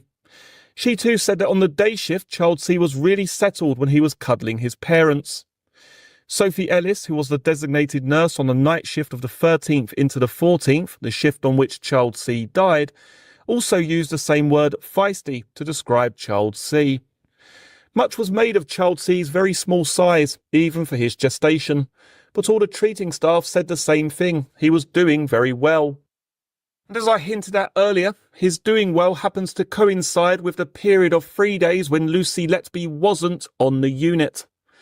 But she came in for the night shift of the 13th to the 14th, and within a few hours, child C had collapsed. And after hanging on to life for several hours, he died. As I said earlier, Dr. Gibbs giving evidence on the afternoon of the 31st of October had dealt with the unusual circumstances of child C's collapse, partial recovery, and then death. And at the end of that day's evidence, he said this: I can't think of any natural disease process that would allow a heart to restart later on when you hadn't been able to get that heart to restart with full intensive care and multiple doses of adrenaline and so on. So that suggests, and I can't say any more than that, I don't know what it was, whatever catastrophic event led to his death was reversing or had reversed after we stopped resuscitation. I don't understand that from a natural disease process. All his years of experience, and that's Dr. Gibbs' conclusion. Looking at the overall picture, looking at the trends, the evidence leading up to that fateful night shift from the treating nurses and medical staff tells us that child C needed very little extra oxygen, and his breathing support had progressively reduced from CPAP to Optiflow, and then he was in air. If we could just look at TAR 182, because this is quite a useful reminder for us of precisely what the position was with child C. There you will see that child C came off CPAP at 11 o'clock that morning, the 13th. He was then on nothing at all, but then went on to Optiflow from 1300. During that shift, child C managed 2 periods with no breathing support at all, when he was being cuddled by his mum and dad for a total of over 4 hours. He was not a child who was struggling, was he? His problems didn't get worse, or at least not until Lucy Letby arrived. If anything, they got better. His temperature, his respirations, his heart rate, they were all regular and normal. And I've just reminded you a few minutes ago of what Dr. Catherine Davis said about it. On the morning of the 13th at 9:30, Dr. Ogden and Dr. Gibbs saw child C. I think I've already told you this. Dr. Ogden noted at TAL 77, quote, abdomen soft, not distended, bowel sounds heard. And she told you in evidence bowel sounds heard is a reference to normal bowel sounds. Do you remember that Dr. Bowen later told us that this is evidence that there was no obstruction in the bowel, because in a case of obstruction, either no bowel sounds are heard, or if they are, they're what the medics term tinkling bowel sounds. You probably remember that. It's quite an unusual phrase. By the time of the night shift at 2000 hours, Dr. Gibbs had taken a decision to introduce the trophic feeds, and that happened at 2300 hours, 11 p.m. That's TAL 170. Albeit you'll remember that Sophie Ellis had not noted the fact that she gave that 1/2 of 1 mil to child C. On the night shift which child C died, Lucy Letby was the designated nurse for a child with the initials JE, and you'll remember that JE was in nursery 3. But Nurse B was of the view that JE was more of a concern than child C because JE was having breathing problems. But Lucy Letby was not happy about being in nursery 3. If we go to TAL 147, please, we see here telling her friend and nursery nurse Jennifer Jones Key, quote, "I just keep thinking about Monday." So that's a reference back to child A. "Feel like I need to be in 1 to overcome it, but Nurse B said no." Jennifer Jones Key said that she agreed with Nurse B, and at TAL 149, Lucy Letby said this: "Not the vented baby necessarily. The vented baby in this context is the child MRE. I just feel I need to be in 1 to get the image out of my head. Mel said the same and Nurse B let her go. She doesn't like the fact that Mel got what she wanted. Being in 3 is eating me up. Eating me up. All I can see is him in 1. So you know, don't you, that we haven't got a population distribution chart for this shift, but the evidence proved, we suggest, that there were 2 children in nursery 1. One was child C and the other was MRE. That text tells you, doesn't it, who it was that Lucy Letby wanted. Not the vented one, not MRE, the other one. And the other one in this context is child C. This is where her jealousies start to play into what's going on. Sophie Ellis was child C's designated nurse. Mel Taylor, as I've just said, was MRE's designated nurse. And there was no reason, therefore, for Lucy Letby to be in nursery 1 doing anybody's meds. But if we go to TAL 161, please, what Lucy Letby was telling Jennifer Jones Key at this stage was, quote, "Yeah, I've done a couple of meds in 1, I'll be fine." Now, this is one of those many situations where something that Lucy Letby has either said or written down, she seeks to revise or reinterpret for you. We've seen it in some of the interviews that we've dealt with over the last couple of days, and we will see it in the material that we've yet to review. But those are normal English words, aren't they, ladies and gentlemen? I've done a couple of meds in 1.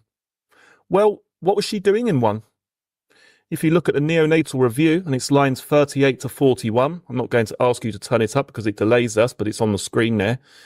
These tell you that Lucy Letby had co-signed for some meds for HM and EB between 2208 and 2215. That last one is 19 minutes before that text at TAL 161. But that's not doing meds in 1, is it? The idea that I've done some meds in 1 means I went in to fetch some medication and then administer them to a child in a different nursery. We suggest stretches the English language way beyond any sensible interpretation.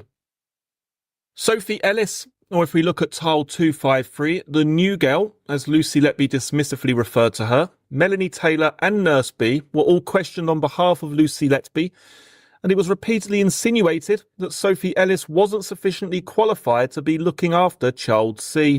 Do you remember? 3 witnesses all questioned about Sophie Ellis' qualifications and whether she was up to the mark to be looking after child C.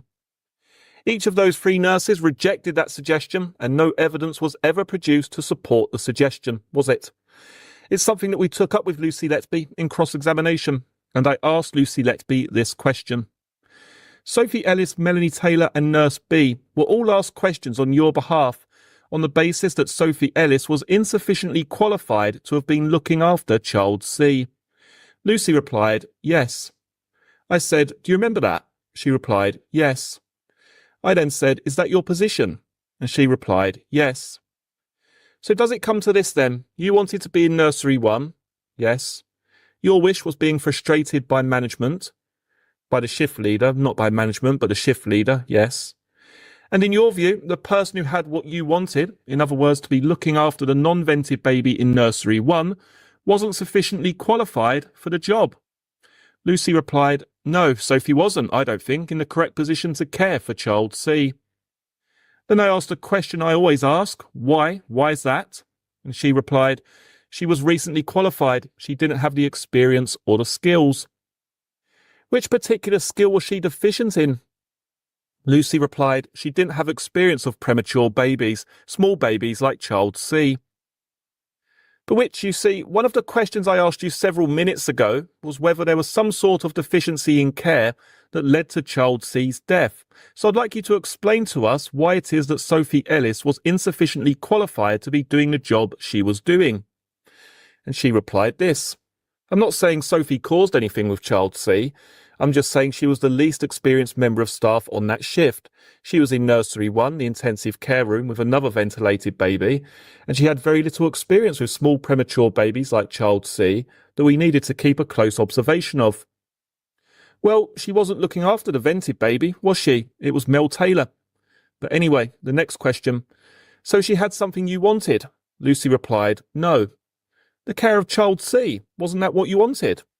Lucy replied, "No, not specifically, no." Well, we've seen it in the text message at the time, haven't we? That is precisely what she wanted. Ask yourselves this question, ladies and gentlemen. What did Sophie Ellis do, or fail to do, that the most senior consultant in that hospital would have done differently? No suggestion was ever made, either to Sophie Ellis or to anyone else. And so why, if there's no evidence to support it, was a suggestion being made to 3 separate nurses? It's the same line of questioning, isn't it? It's like insinuating that Doctors Harkness and J-Ram were lying about seeing discoloration, or their descriptions of fleeting discoloration that was noted and attested to by others whose evidence was accepted. It's trying to create in your minds the impression that there is something seriously wrong with the hospital. It's gaslighting you, isn't it? It's doing to you what Lucy Letby was doing to her colleagues in the Countess of Chester. And when you are considering the eyewitness evidence that puts Lucy Letby in nursery 1 at that critical point when child C collapsed, we invite you to take into account the text she was sending at the time, which puts her in there just at that moment. We also invite you to consider the subject matter of some of those texts. TAR 152, sent at 21:59. Quote, "The image of the one you've lost never goes." TAR 167, "I've seen my fair share at the Women's," a reference to Liverpool Women's Hospital. TAR 174, "I lost a baby one day and a few days later was given another dying baby." That's sent at 23:01. TAR 178, sent at 20. Hello, it's me again. Just thought I'd jump in here quickly. I wanted to make a point actually regarding the New Yorker article. Now, the New Yorker article, there's a point in there where they discuss the case of child C, and they basically, I don't know if it's misinformation, but they basically say that Lucy Letby was called into the room. She was called in by another nurse, yet this or that isn't actually the situation. The situation is Lucy Letby is the person in the room with child C. Yet the New Yorker article doesn't tell you that. Why do you think that is? Why do you think that is? Pay attention to that as we go forward. 23:09. Only those who saw him know what image I have in my head. That tells you a number of things, not least Lucy Letby wasn't exactly rushed off her feet on this shift, was she? But we say, given the context of this and the other text I dealt with before, she was in nursery 1 with death on her mind when she sabotaged child C. Sophie Ellis said that when she fed child C that 1/2 of 1 ml of expressed breast milk at about 2300 hours, she left the room. Yet another left the room. Before she fed child C, please don't forget this, before she fed child C at 2300 hours, she had aspirated a small amount of green bile. We say that the fact that she aspirated child C's stomach at 2300 hours tells you that there was nothing in his stomach at that time. Apart from the bile, obviously, she had the bile. There was no air and there was nothing else. Yet, having left the room, Within a short period of time, according to Sophie Ellis' evidence, she heard the alarm and returned to the room to see, even if you don't remember it, you know what I'm going to say, Lucy Letby standing over child C, who said, quote, "He's just had a Braddy and a DSAT." So again, I make a bit of a joke of this, but this is really important. You've got so many people who are commenting saying, or at least a few months ago, were commenting saying, have you seen the New Yorker article? The New Yorker article is putting out there complete misinformation, talking about child C. Well, Lucy was called in to help, not according to her work colleagues. Her work colleagues said they were informed by Lucy Letby. And that's really important. When you've got an established publication like the New Yorker putting out complete and utter misinformation, it's quite worrying, isn't it? It's quite concerning. That's not what happened. It's important to remember that Lucy Letby was the person who was there first. Now, we'll go through this with the police interview. I'm very sure they're going to ask that question.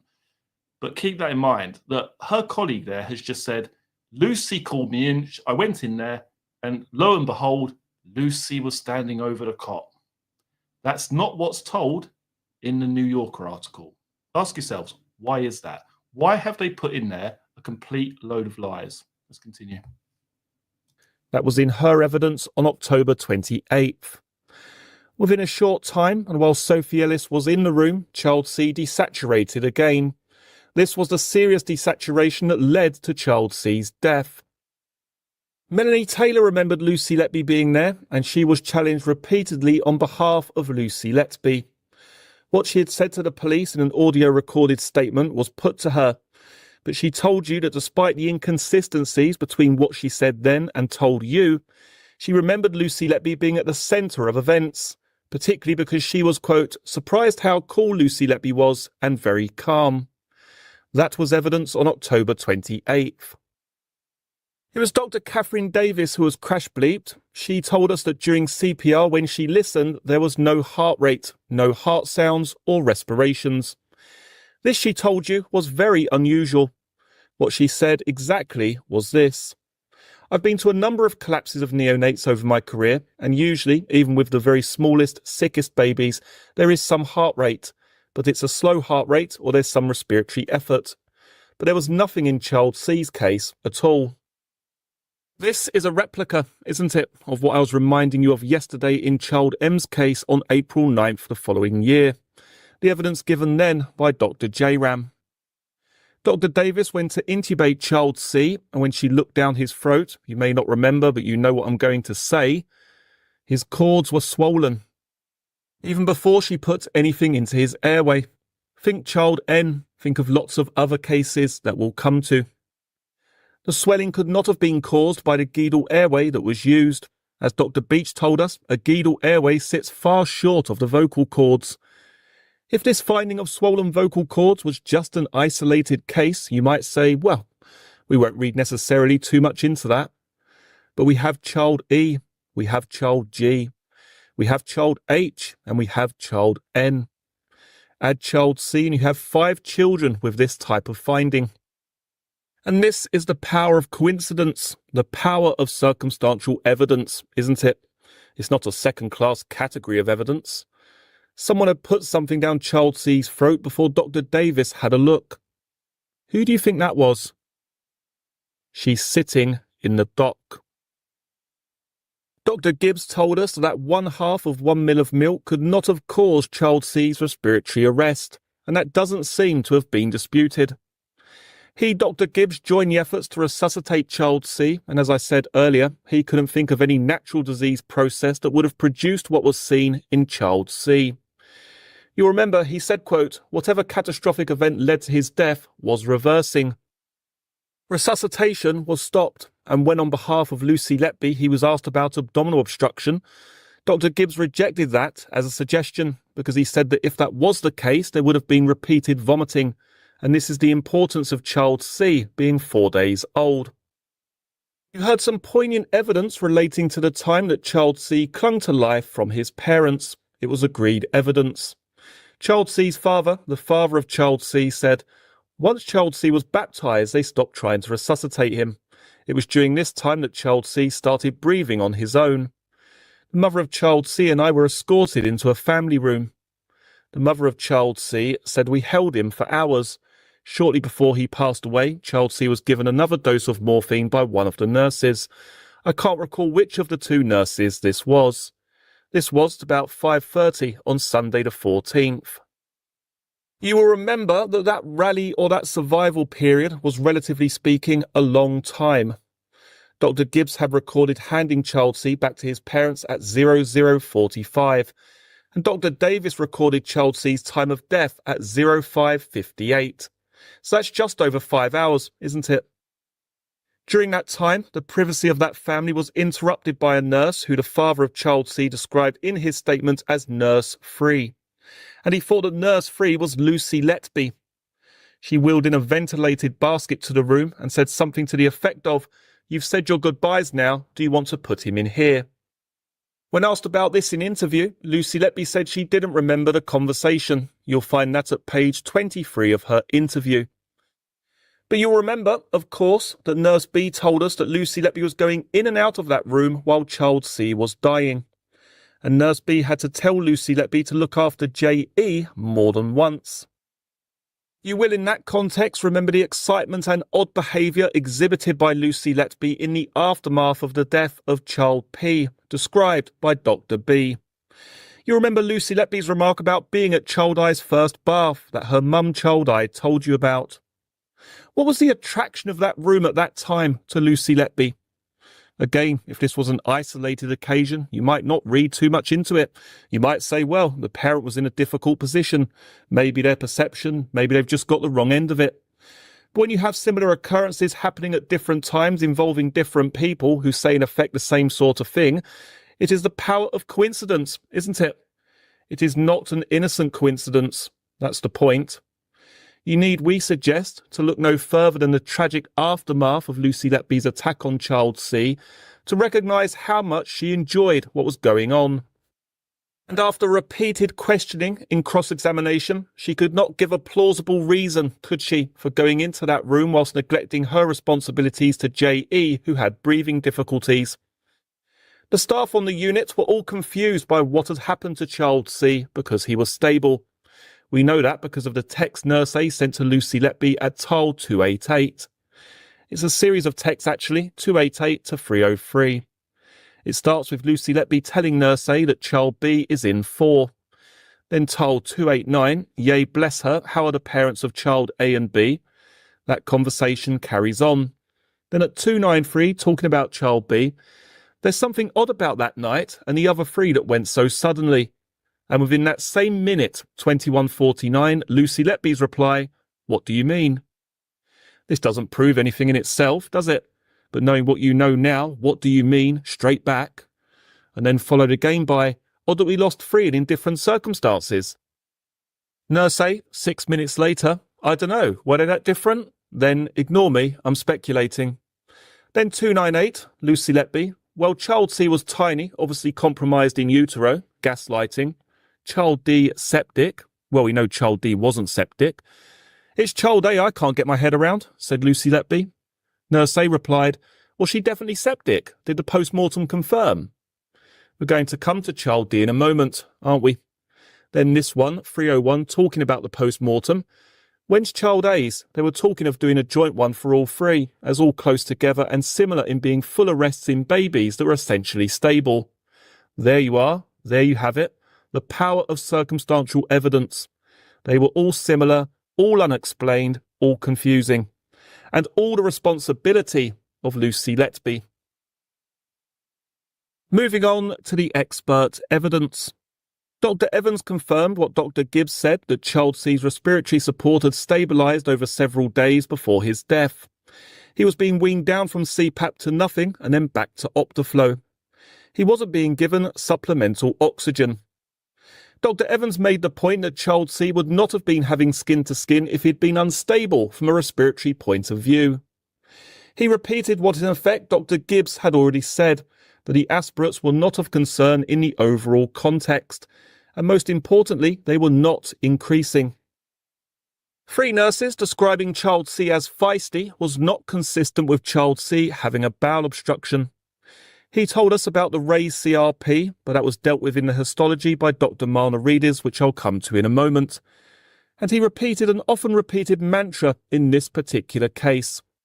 That child C's progress was not what one would expect to see in a child who was being overwhelmed by some sort of systemic infection.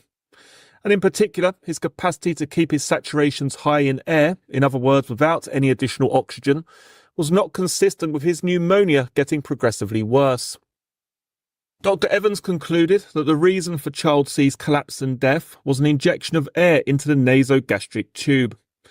Dr. Evans was criticised, and we accept justifiably criticised, for not having given a cause of death in his report, but then saying it in the witness box, because experts should and must notify any alteration of their opinion in writing. But he returned to the witness box on 14 subsequent occasions, and if anyone was caught by surprise by what he said, there was plenty of opportunity to deal with it.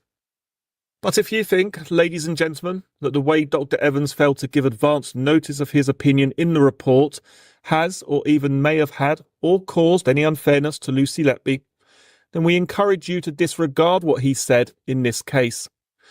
Not least because when we get to Dr. Marnarides, we will see that he gave a much more detailed description and reasons for reaching precisely the same conclusion. Dr. Bowen gave evidence on the 1st and 2nd of November. She referred to child C's raised markers for infection, which she told you was consistent with the pneumonia that can be seen on his x-rays.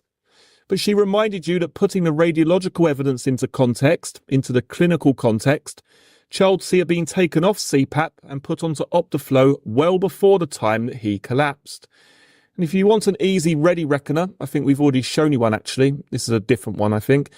It's in tile 121, which is the gas chart. That tells you when child C was on various forms of breathing support. Dr. Bowen said that the typical path of decline with pneumonia was a slow one, with ever-increasing ventilation requirements.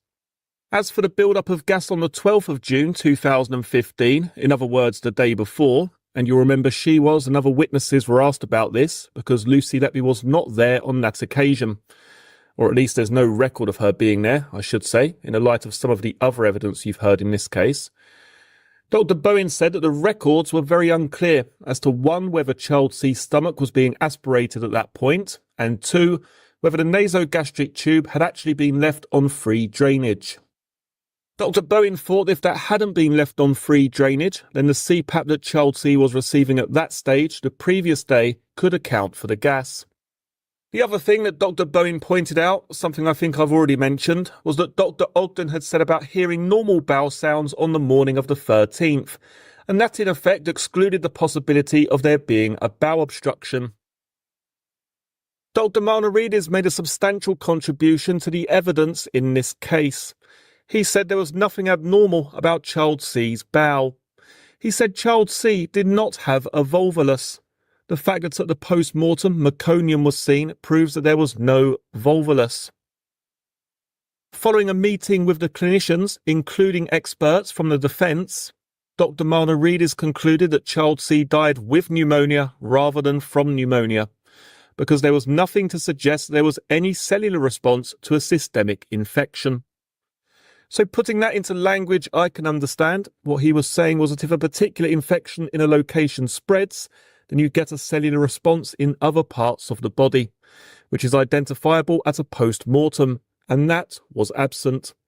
And therefore it tells you that it was not the pneumonia that killed child C. He said that the gas in child C's bowel could not be explained either by an infection, because that was excluded by the histology, or an abnormality of the bowel, or importantly by post-mortem decomposition.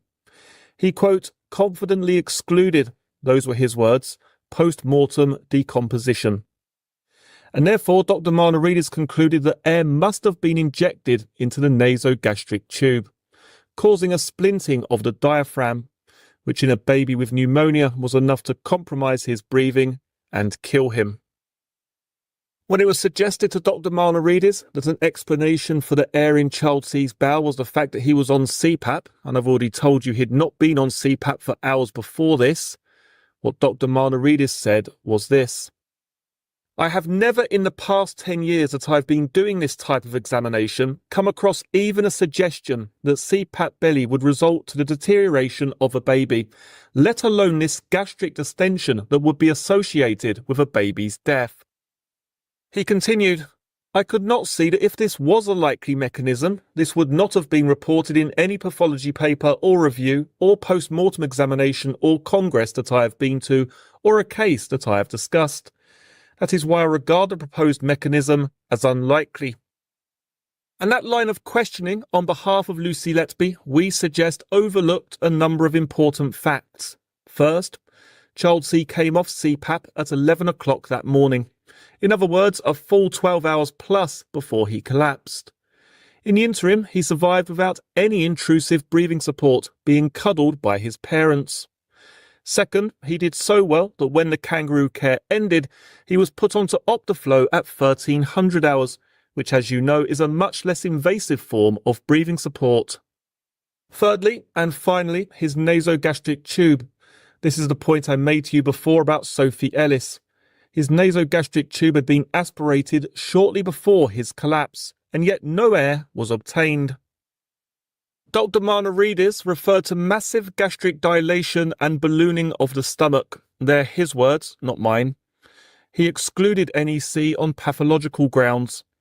When he was asked why the air didn't just pass into the bowel rather than splinting the diaphragm, he gave us a little lesson in physiology and told us that the opening of the stomach into the bowel was called the pylorus. And when overfilled, the pylorus goes into spasm, which prevents the passage of the air through the pylorus. So just to summarise our position, ladies and gentlemen, before the break, this is a case in which we suggest that Lucy Letby's interviews are very important, and I invite you to look at them with me now, please. You'll find them in the interview bundle number 1. Lucy Letby said her only involvement with Child C was with his resuscitation. She told the police that she remembered that Child C had not long had his first feed when he had deteriorated. You remember I asked her about how she remembered that, and she said it was in her notes she was given before the interview. She said at page 4 that she was not, or she did not remember being the person who fed him, although she did, if you go back to page 2, remember that Sophie Ellis had been the designated nurse.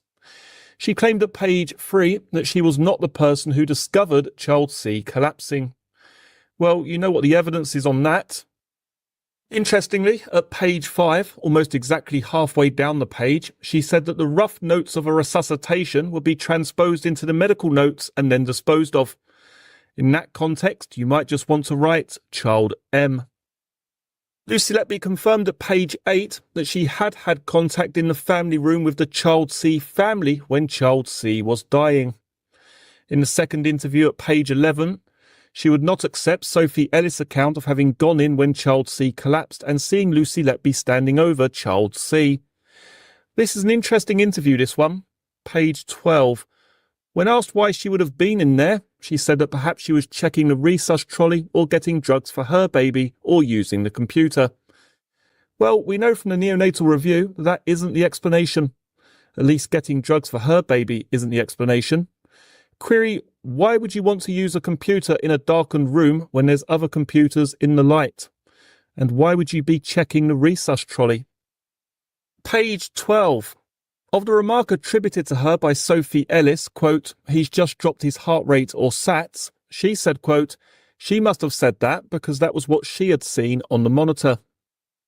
At page 13, she was asked about the text conversation about seeing a dead baby in a cot space, the conversation she had had with Jennifer Jones-Key on the night. She claimed, unbelievably, that she didn't know what the conversation was about or where she had been when she sent the messages.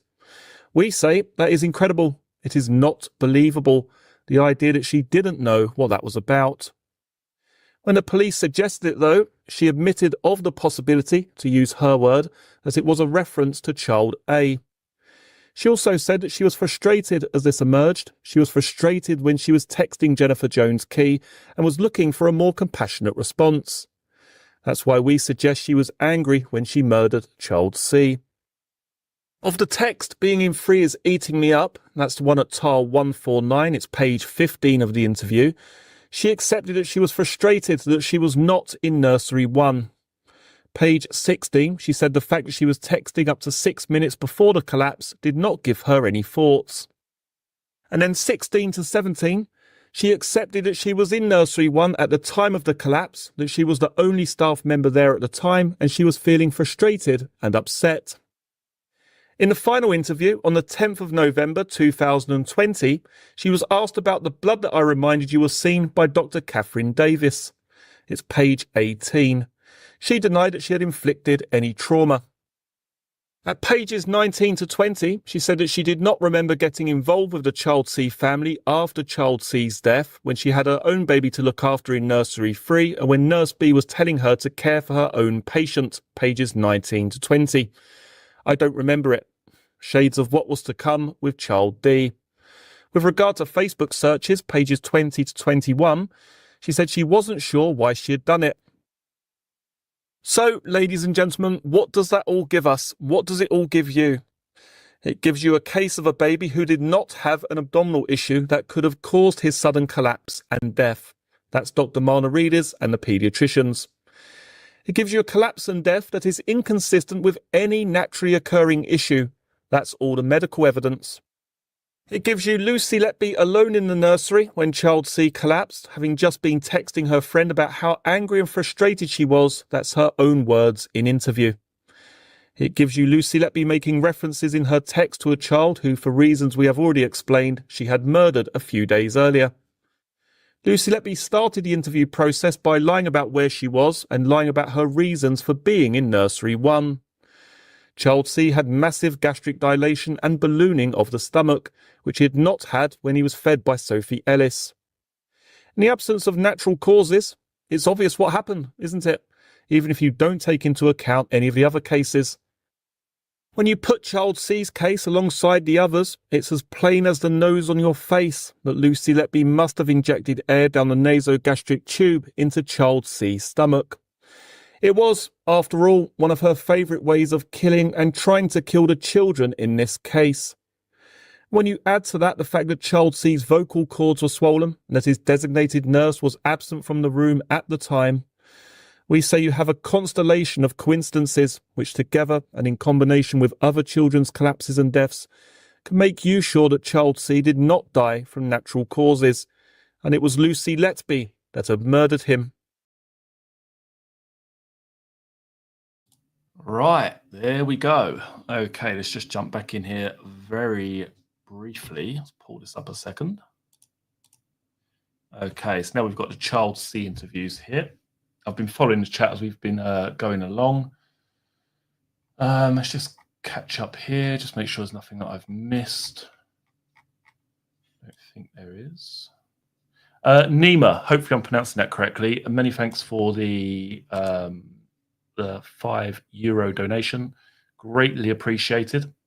As I say, if you wish to support the channel, you can find out how to do so down in the video description box below. So let's get on with this particular interview. Let's get rid of this annoying banner for 2 seconds. Okay. Right. Okay. Moving on then, please, to Child C, who we have just touched upon in that last interview. The first interview in respect of Child C is the 4th of July, 2018, so her first arrest. We can see the interview began with introductions and caution. They say yes, and then the officer in the room says, we're going to talk about Child C.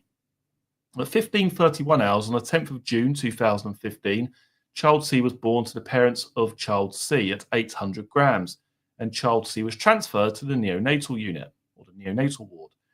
Child C died at 05:58 hours on the 14th of June, 2015. Do you remember Child C? Lucy replies, yes. Did you have an involvement with the care of Child C? She replies, just with his resuscitation, from what I can remember. Okay, can you explain to us what your involvement was then, please? She replied, I'm not sure what my exact role was, but I remember him requiring resuscitation. The officer replies, okay. Lucy then says, I remember that he had not long had his first feed. So that's quite interesting because the prosecution are basically alleging that she coincided this with a more junior member of staff having given this child its first feed to make it kind of look like that was the cause, basically. So she chucks in here very early on. I remember that he'd not long since had his first feed by one of the nurses, and it wasn't long after that he deteriorated. So I'm not sure what my role was with him in that resuscitation. I think I did chest compressions. I remember we waited for the vicar to call, and we carried on resuscitation efforts until the vicar arrived. And then we withdrew care, and child C lived for several hours after that, around in the parents' accommodation. The officer replies, okay, are you aware of why he required resuscitation? She replies, no. I don't recall the events leading up to that. I just know that he had to be resuscitated. He had resuscitation. The officer says, so you're not aware of what the circumstances of his collapse were? She replies, no. Had you had contact with him up to that point? She replies, not that I recall, no. The officer then asks, so in terms of that day in particular, do you know who his designated nurse was? Lucy replies, Sophie Ellis. What kind of time of day was this? She replies, nights. It was on nights. Your nights? She replies, yeah. And who were you designated nurse for? She replies, I don't remember. So when did you first become aware of this requirement to resuscitate child C? She replies, I don't remember. Was it something that you had discovered, for example? Or was it something that you were alerted to and you reacted to? She replies, I don't think I discovered it. I think I became a part of it afterwards. Okay. I think I've been asked to help. You say you don't think. Is that because you don't remember? She replies, I don't remember, actually. That's all right. I was just checking that the mic wasn't muted. That would have been funny, wouldn't it? Oh, my God. Right, let's continue. Okay, I think I've been asked for help. Let me just check the chat, make sure you can all hear me. 2 seconds. Right. Yeah, that's fine. Right, let's carry on. I really did think, Christ, the mic was muted then for a second. Right, let's carry on. Was it something that you discovered, for example, or was it something that you were alerted to and reacted to? She replies, I don't think I discovered it. I think I became a part of it afterwards. Okay, I think I'd been asked to help. You say you don't think. Is that because you don't remember? She says, I don't remember. The officer says, okay. So you said that whatever the event was, you said that it happened shortly after his first feed. Was that his first feed ever, or his first feed on that shift? She replies, no, I think from memory it was his first feed ever.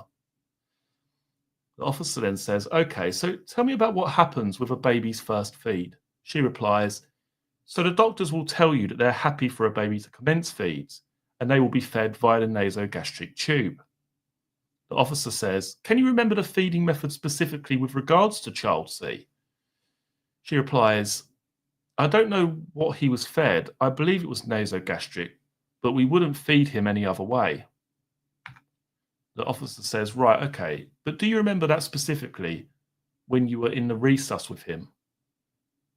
She replies, no, not giving the feed, no. The officer says, okay, were you involved with that feed at all? She replies, not that I remember. Okay, any care of him at all other than resus? She replies, not that I remember. So in terms of your role within the resus of him, tell us exactly what you did. She replies, I think I did chest compressions, but I don't know for certain. The officer then says, what makes you say that you think you did chest compressions? She replies, because I don't recall doing any drugs for him. I wouldn't have the airway because the doctors usually have the airway. So I think if I was involved, then the other role would have been chest compressions.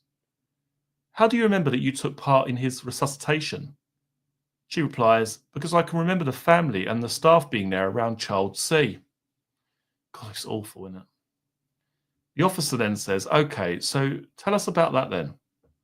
She replies, I believe it was Dr. Gibbs, the consultant, was there, and Mum came, and I think Dad was at home, and he had to come into the hospital, and as I say, they requested for child C to be baptised, and there was a little bit of a delay in getting the vicar, so we carried on with the resuscitation efforts until the vicar could come and baptise him. The officer then says, but what else? Is there anything else that makes you remember him specifically in the circumstances? She replies, I just remember him because he was a small baby. The officer then says, do you remember which nursery he was in? She replies, nursery 1. So tell us about the other members of staff that were treating him during the resus, during your contact with him. She replies, I think Sophie Ellis was there. Yes? She replies, I think Dr. Gibbs was the consultant. And I think it was Melanie Taylor and Nurse B that were the band 6s. And I don't think I remember anyone else. Lucy Letby then described the different roles undertaken during the course of a resuscitation and was asked, what would happen with the resus notes? She replies, so they're usually just written down in rough and then, yes, they're transferred into the medical notes. What happens to the rough notes? She replies, they will be disposed of. Just prior to the collapse, Lucy, had you any cause to go into nursery 1 at all? She replies, I don't remember. Were you working in nursery 1? She replies, I don't think I was, but I don't recall which baby I was looking after.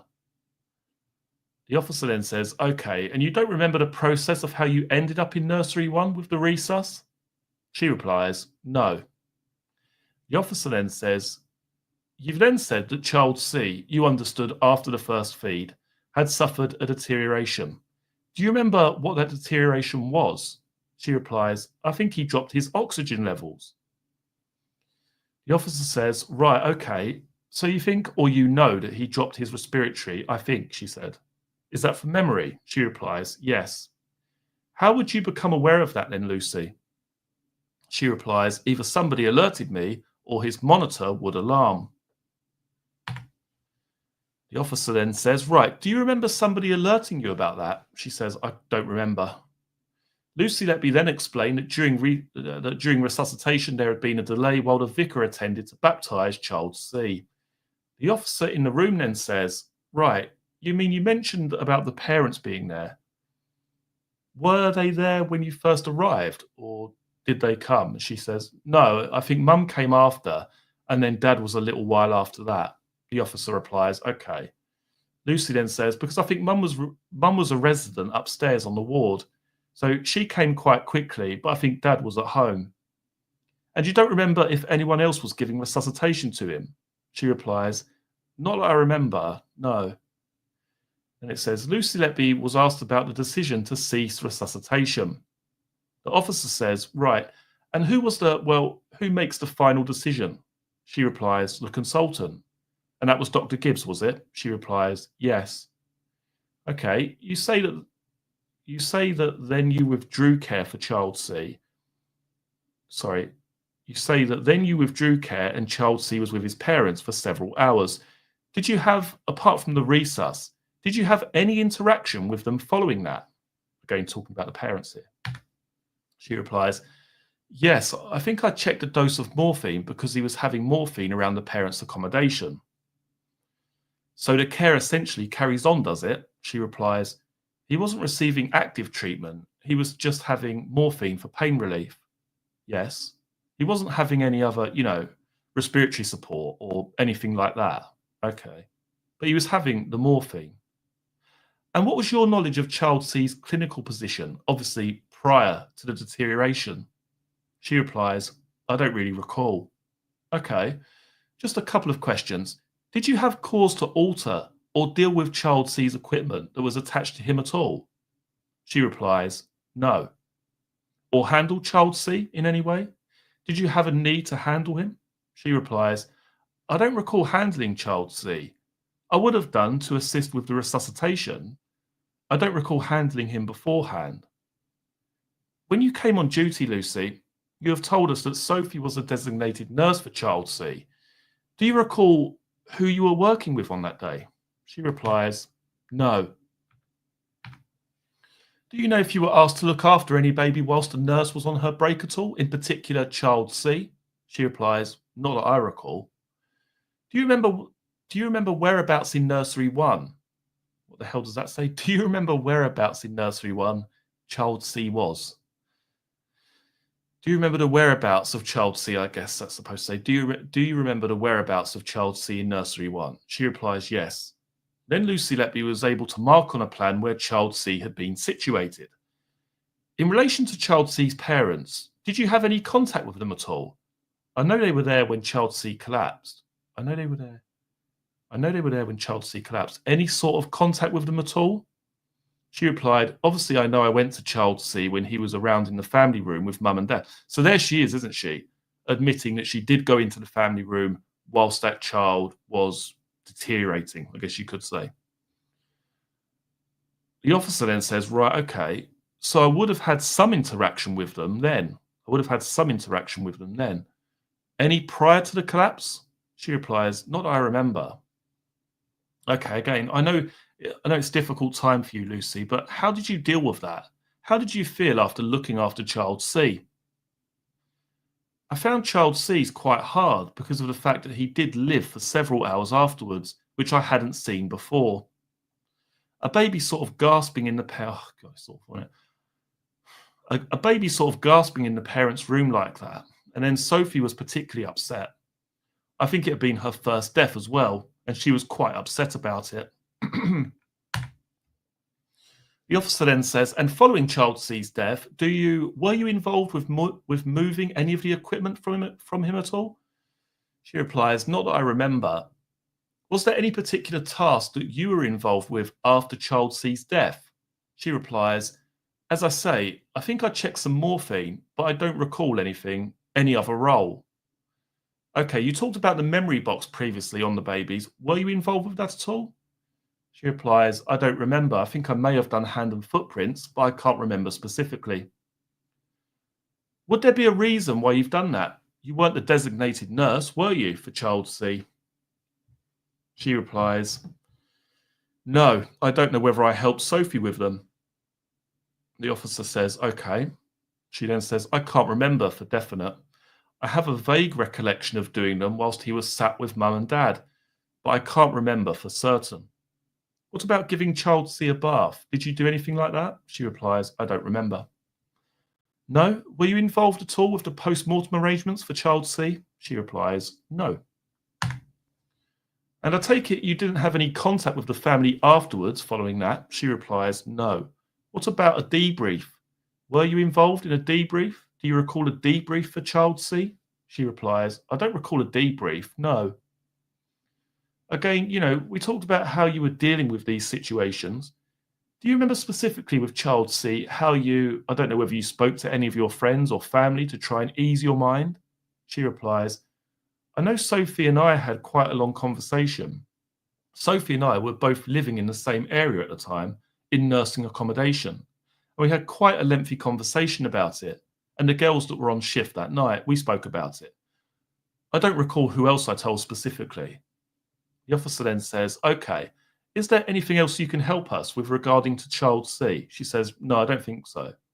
At that stage, the interview regarding child C came to an end. So that's the first arrest, the first interview. Let's go back to the chat very briefly. All right. Old Rachel is replaying from the start. What a legend. Right, let's have a look here. Just catch up with some of the chat. Bear with me a second. Let's have a look here.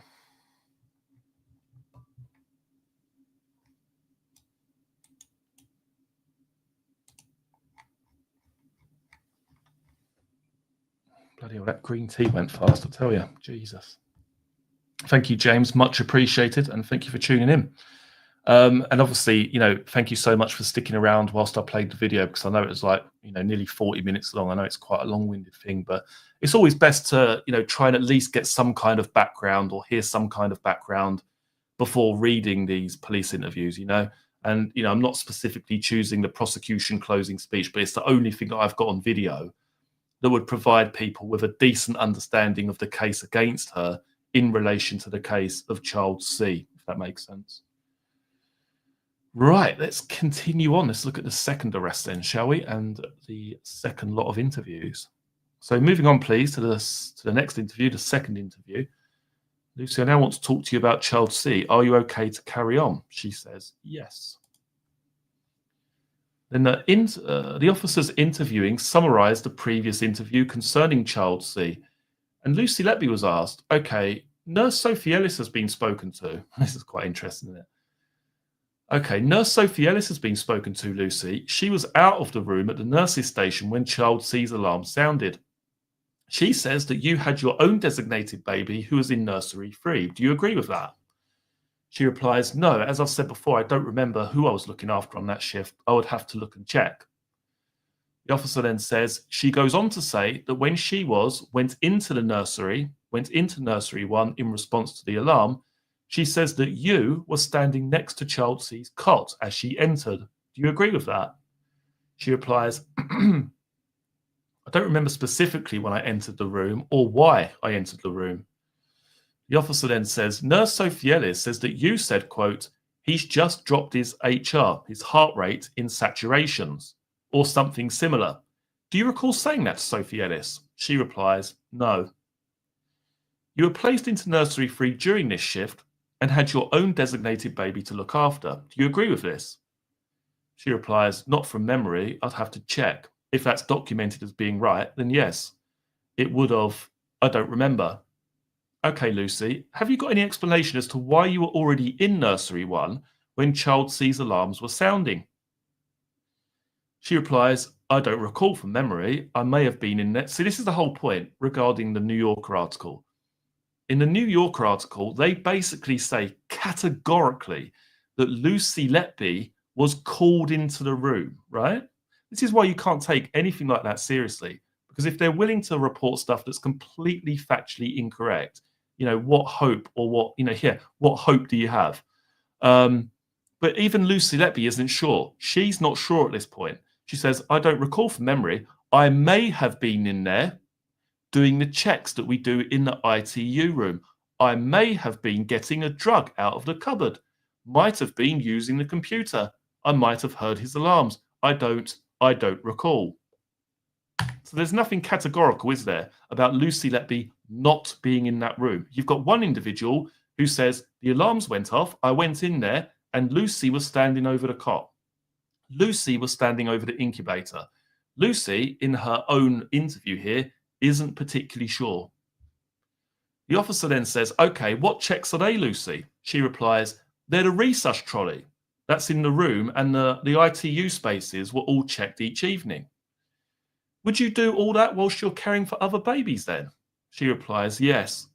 Had you been treating child C at this time, Lucy? She replies, not that I remember. Have you got any explanation as to why you were stood at child C's cot side as Sophie Ellis has told us? She replies, no, as I say, not from memory. I don't recall why specifically I was there. So she's not denying it, is she? She's completely and utterly not categorically denying the fact that she was there. She said, no, as I say, not from memory. I don't recall why specifically I was there. The comments that you've made to her, quote, he's just dropped his heart rate and saturations or something similar to that. Have you got any explanation as to why you made that comment to Sophie? She replies, that's what I must have witnessed, alarming on the alarm. And that's when she come in. Sorry, that's when she's come. So she's even admitting there that the reason she said that to Sophie Ellis is because she must have been looking at the alarm. She must have been looking at the monitor. That's what I must have witnessed, alarming on the alarm. And that's when she come in. Sorry, that's when she's come. Hang on a minute, I've gone to the next one. There we go. Hang on a second. Yeah. The officer then says, you've got no explanation as to why you're in nursery 1. She replies, no, as I said, I don't recall. And the next part of the interview is summarised. The views expressed by Dr. Evans and other clinicians concerning child C's collapse were summarised. Lucy Letby agreed that child C was stable prior to his collapse. Lucy Letby was asked about messaging downloaded from her mobile phone. Lucy Letby was asked, so this is a conversation between you and Jen. Who would Jen be? She replies, Jen is a nursery nurse on the unit, used to be. What's Jenny's surname, Lucy? She replies, Jones. Okay, so you said there, quote, I just keep thinking about Monday.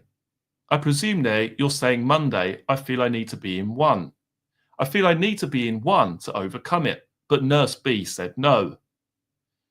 Jens then responded minutes later, quote, I agree with her. Don't think it will help. You need a break from full-on ITU. You have to let it go or it will eat you up. I know not easy and will take time. Do you recall that conversation, Lucy, that you had with Jen? She replies, no. Can you tell me where you were when it took place? She replies, no, I don't remember the conversation. What do the messages relate to? She replies, I don't remember. What is it that you felt like you needed to overcome, Lucy? She replies, I'm assuming it's this. I'd had a previous bad experience in room 1. I don't know what date. The officer then says, okay, so this is the 13th of June, right? Then Lucy Letby confirmed that with the date, with that date in mind. Sorry, let's start again. Then Lucy Letby confirmed that with that date in mind, child A had died on the 8th of June 2015 and was asked, is that what you could have been referring to, Lucy? Talking about her referring to child A in that text message. She replies, possibly, yes. You then went on to say to Jen, not the vented baby necessarily. I just feel I need to be in room 1 to get the image out of my head. Mel said the same, and Nurse B let her go. Being in 3 is eating me up. All I can see is him in room 1.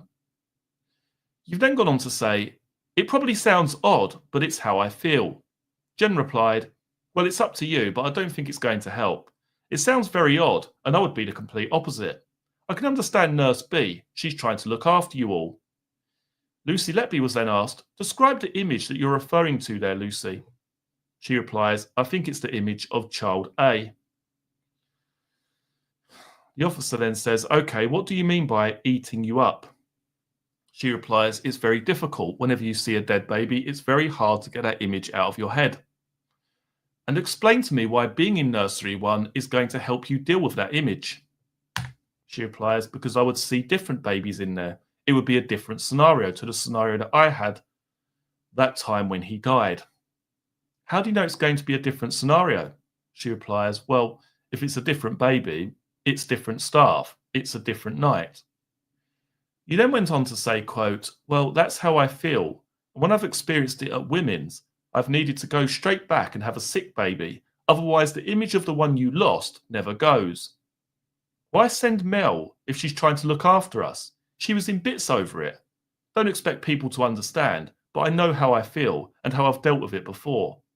I've voiced that, so I can't do anymore, but people should respect that. When you say the image, how did it help it disappear? Lucy replies, how did what help? The officer says, the image, you've said, I needed to go straight back and have a sick baby. Otherwise, the image of the one you lost never goes. She replies, because I think when you go to the same incubator space and there's a different baby in there, you sort of kind of let that other baby go. Until you go into the space, you just always see that baby until there's another baby there. The officer then says, so is it the same space or the same nursery? She replies, both really. And you've said that you voiced it. I've voiced it, so I can't do any more. People should respect that. Who did you voice it to, Lucy? She replies, I don't remember from memory. I'm assuming from reading that it was Nurse B. Okay, at 23:01, you then went on to send a further text to Jen. Women's can be awful, but I learnt the hard way that you have to speak up to get support. I lost a baby one day and a few hours later was given another dying baby born in the same cot space. The girls there said it was important to overcome the image. It was awful. By the end of the day, I realised they were right. Which baby were you referring to there, Lucy? She replies, I don't remember. You then went on to say to Jen, anyway, forget it. I can only talk about it properly with those who knew him, and Mel not interested, so I'll overcome it myself. You get some sleep. Jen's then responded to you, Lucy, saying, that's a bit mean, isn't it? Don't have to know him to understand. We've all been there. You've gone on to say, I don't mean it like that, just that only those who knew him know what image I have in my head. Forget it, I'm obviously making more of it than I should. How did you feel at that time, Lucy, when Jen's response to what you were trying to tell her, with Jen's response with what you were trying to tell her? And then she says, frustrated. The officer says, Is it fair to say that it appears that Jen didn't understand how you were feeling at this time? She replies, yeah. And looking from those messages and reading them, it appears that towards the end of the communication, you're upset by the tone of Jen's messages. Is that how you were feeling? She replies, yeah, well, she gets a little bit stuttery here. Yeah, well, I can't remember specifically, but I think I just felt that we weren't really getting anywhere with the conversation. Okay. Is it not the compassionate response that you were maybe expecting from her? She replies, yeah. Okay, at 23:09, Lucy, is when you sent that final message to Jen on that shift, the 13th of June, 23:09. And it was a night shift, as we've already confirmed in your previous interview. Where were you when you sent that message to her? She replies, I don't remember. Do you agree that you were at work? I don't. Was I on shift that day? And then it says, sorry, says the officer. And also in those text messages, Lucy, at 21:55, you've actually said, being in free is eating me up. So would that suggest that you were on the unit at that time, 21:55? Lucy replies, I'm at work, yes. Officer says, yes. Lucy replies, yeah. And in being in room 3 would suggest that you're working in nursery 3? Lucy replies, yes. The officer says, okay, sorry, no. So where would you be then, using your mobile phone on the unit when you were working, Lucy? She replies, I don't recall specifically on that occasion. On nights, we quite often have our phones out at the nurse's station. That's quite interesting. The officer then says, okay, I'll just tell you something, Lucy, that might help you. So you sent that final text to Jen at 23:09, and child C collapsed at 23:15. She replies, right. So 6 minutes after you sent that message, child C has collapsed. She says, right. What are your thoughts on that? She replies, I don't have any thoughts on that. So you sent a text to Jen at 23:09. Child C's alarm has then sounded. Sophie Ellis has seen you at his cot side, and he collapsed at 23:15 hours. She replies, right. What are your thoughts on that? I don't recall where I was at that time that I sent that text. I might have been at the nurse's station. Then I've gone into nursery 1 to do something else. So again, this is her in a roundabout way admitting that she's in nursery 1. I don't recall where I was at the time that I sent that text. I might have been at the nurse's station, and then I've gone into nursery 1 to do something else. The officer replies, The text messages suggest that you were frustrated, Lucy, that you weren't working in nursery 1. Do you agree? I'll just remind you of what you said there. She replies, yes, I think I felt it would help if I could have been in nursery 1. The officer says, I just feel I need to be in 1 to get the image out of my head. Being in 3 is eating me up. All I can see is him in room 1. Yeah? She replies, yes. And within 6 minutes, as my colleague said, you were in nursery 1. She replies, yeah. Do you agree with that, Lucy? Yes. This is what I mean. Like, I mean, how this is the thing. Like, how the hell can you put so much, belief into this New Yorker article when Lucy Letby, in her own words here, is admitting to being in nursery 1 at the time this child collapses? If you read that article, it says, oh, Lucy was called in by another nurse. Never happened. Never happened. And within 6 minutes, as my colleague said, you were in nursery 1. Yeah. Do you agree with that, Lucy? Yes. And within them 6 minutes, child C collapsed. Yes. Did you cause child C to collapse, Lucy, when you went into him 6 minutes after that conversation? She replies, no. You were the only member of staff in the nursery at the time child C collapsed as well, weren't you? She replies, yes. Yeah. And you were seen at his cot side when his alarm sounded, weren't you? She replies, yeah. And at that time you were feeling frustrated and upset, which we've gone through. By the tone of your messages, do you agree with that? I don't recall specifically on that occasion. On nights we quite often have... Oh, hang on a minute, I've gone the wrong way. 2 seconds. My apologies. And at the time you were feeling frustrated and upset, which we've gone through. By the tone of your messages, do you agree with that? She replies, yes. You've then gone on to attack child C. No, I haven't. No. Lucy, did you murder child C? No. Can you give us any explanation, Lucy, as to how child C died? No. I think we'll bring the interview to a close at this point. It's 18:35 and the interview is now stopped. So that's after the second arrest. So we're going to get on to the third one in a second. We've only got about 4 pages left. Let's get back to the chat very briefly. And again, many thanks to all of you for tuning in this evening. It's greatly appreciated. Thank you to you all. Let's just have a look here. Yeah, you know, I mean, I always think, you know, if I was in that situation, and many people would probably say the same thing, if you've been accused of doing this, that, and the other, you've then gone on to attack child C, you'd be like, that's absolutely crazy. There's, you know, you'd have some sort of, you would say something, wouldn't you? You wouldn't just say, no, I haven't. No. Like, just, I don't know. It was like that in court, though. Like I say, when I saw her in court, and you know, the barrister would say something like, you know, you are a murderer. This is, you know, you were worried that they were onto you. No, I wasn't. No, I wasn't. Like, just like completely, I don't know, just lacking any sort of real explanation at all, or any sort of fight. You know what I mean? I know some people say that, you know, she was dosed up to the eyeballs on medication, but she was very coherent when I saw her. That's all I can say. And she never really, you know, she never really fought the situation. If someone had said to me, "You've killed this child," you'd be like, "That's absolutely crazy." Like, you'd be begging to be understood, wouldn't you? But not her. She's just like, "No, I haven't. No." Did you murder child C? No. I don't know. That's just my thoughts anyway. Like I say, only my thoughts. Anyway, we'll get on with the third and final interview in a short moment. 2 hours and 26 minutes. This is literally the longest live stream I've ever done. The longest live stream I've ever done. But hopefully we'll do some more of these. What I'm going to do is also, if you become a channel member, which you can find out how to do down in the description below, I'm going to be doing some private live streams at least once a week, either on the Lucy Letby case or on the Essex Boys case. And they're going to be private live streams just for members, because for the last 2 years or so, I literally haven't offered any perks whatsoever to members of the channel.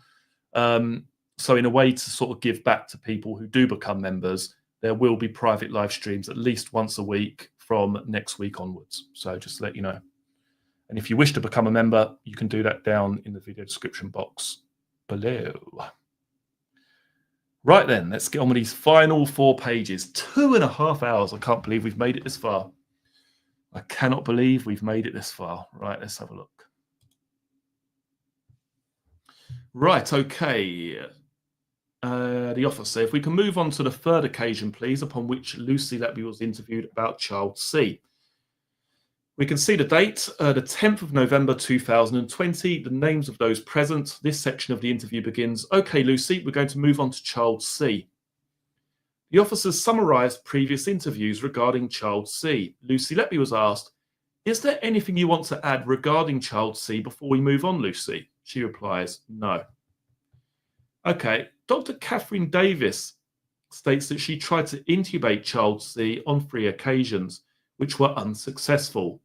And she noted that child C's vocal cords were swollen and blocking the route, and was therefore unable to complete the procedure. Have you got any explanation for the trauma to child C's airway?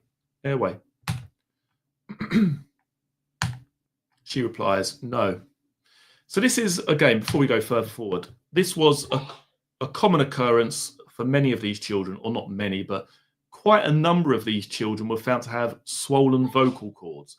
When the doctors tried to intubate these children, or many of these children, their vocal cords were already swollen. Again, ask yourselves why that is.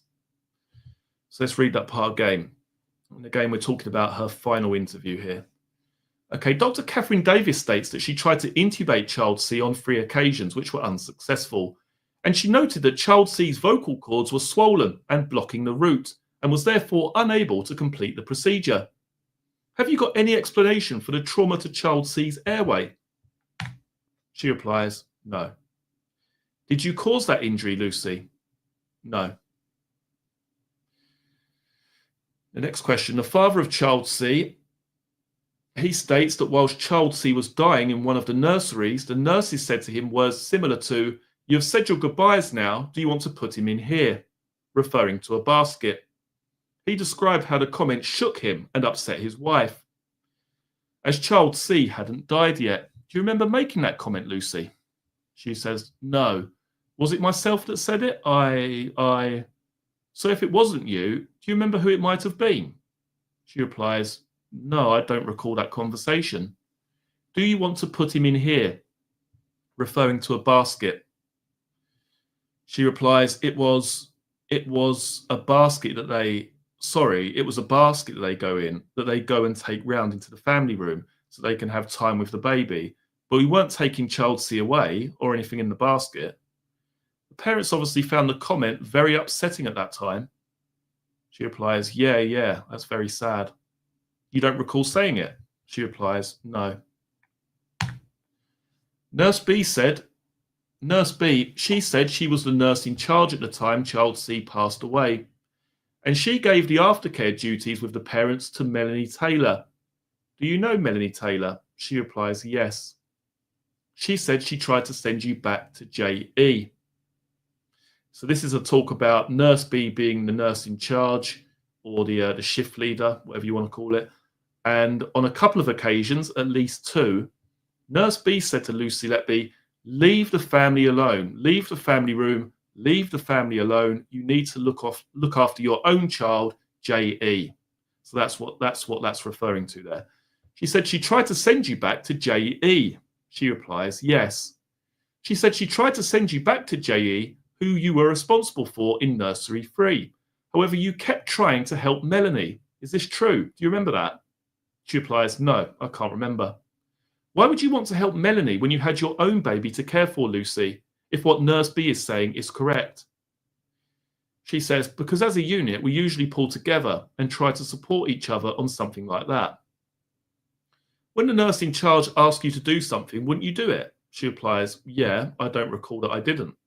Okay, but I, didn't care for my patient. Next question. So in relation to social media, Lucy, as I've just informed you, child C was born on the 10th of June 2015, and he died on the 14th of June 2015.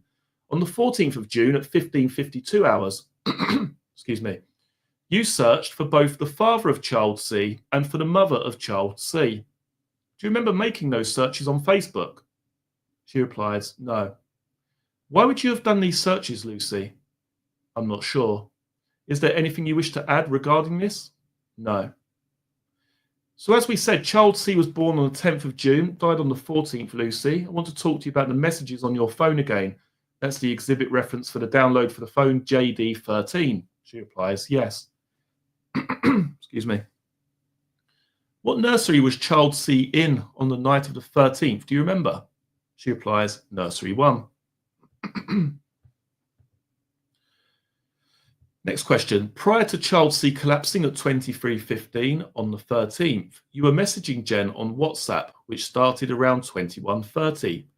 There were 21 messages between you, which both stopped at 23:09. 21 messages in total. And you said at tile 149, you needed to be in nursery 1 to get the image of the baby on Monday out of your head. You said that Mel had asked to move to nursery 1 and nurse B had allowed her. Had you asked to move into that nursery to care for? She replies, I don't remember. Cuts her off, basically. I don't remember. Did Mel not allow you to move? She replies, I don't remember.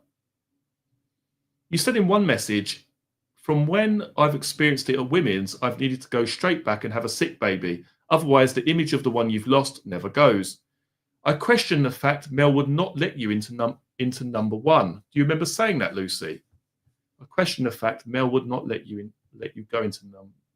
I question the fact Mel would not let you go into number 1. Do you remember saying that, Lucy? She replies, I can remember that. I can remember that. I don't remember the whole thing about where I was and what I'd asked Mel to do, but I do remember that I mentioned the baby needing to be in ITU. Yeah, I'm not really sure if that's correct there.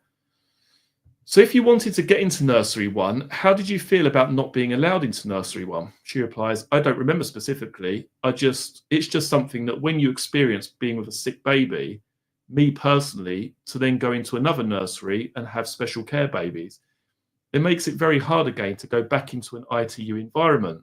So I prefer to sort of go straight back into it. The officer then said, and that really concludes what was said in that third interview in respect of child C. Yes, right. That's the end of it. Yeah, that's the end of it. Right. There we go, guys. That's the end of child C. Like I say, I may well do more of these if the call for it's there, if people are happy for me to do further live streams and discuss the interviews. I've got so many transcripts that I've got interviews, or not interviews, but evidence from a wide variety of people in this case or during the trial itself. I think I've got some of Mel Taylor's evidence. I've got, like I say, a vast array of evidence in total. I've got the mother of child E's evidence and when she was cross-examined. That's quite an interesting transcript. I've got so much that we can just go over on a live stream. And obviously if you find that beneficial or helpful in any way, then I'm definitely more than happy to do it. Let's have a look here. I mean, a lot of people have said when I did the cross-examination videos, oh, you make her sound robotic or this, that, and the other. But that's genuinely how she came across to me. Bearing in mind, I was there for 4 or 5 days of her cross-examination. I was used to the way that she was speaking. There's no upside for me putting on a voice or, making it sound something that it wasn't. There's no benefit there whatsoever. That's just how I heard her in person. She was very monotone, very controlled, I guess you would say, very unemotional. If she was asked a question, it'd just be like, no. It was a little bit of, I don't know if arrogance is the right word, but it's weird. There was a few occasions when she was asked questions and then her response would be like, no. I don't know, just like a little bit of an air of arrogance. I don't know how to explain it, but I mean, I guess you just had to be there to see it for yourself. But the way I try and portray her in those cross-examination videos is my own interpretation of what I heard. Like I say, there's no mileage in me putting on a voice or making it sound worse than what it really was. I'm just narrating a transcript as best I can remember from that particular time. Anyway, right, that's a lot. 2 hours and 37 minutes. I've had enough. I'm going to have another Kraken and Coke. We may well rejoin tomorrow for another live stream. But like I say, if you're interested in the transcripts and in particular these police interviews, leave a comment down in the comment section once I've uploaded this. Let me know that you enjoyed it, and I'll most certainly do another live stream covering the further police interviews. I've literally got all of them. So this is just child A, B, and C. We've gone through child A in the video that I created separate to this. And this evening we've gone through, I should say, child B and child C. So we've still got D and onwards. I've got them all. So if you want to go through those with me on a live stream, put it down in the comment section after I upload the video. Anyway, thank you so much again for the donations. That's been greatly appreciated. Any new channel members, I'll check that out afterwards. And for the moderators, Lenny, Ginger, thank you so much for your help. And as always, I look forward to seeing you all again for the next one. Hopefully, we'll do another live stream tomorrow, but I'll keep you informed. Thanks for tuning in, guys. Much appreciated. I'll speak to you later on. Bye for now.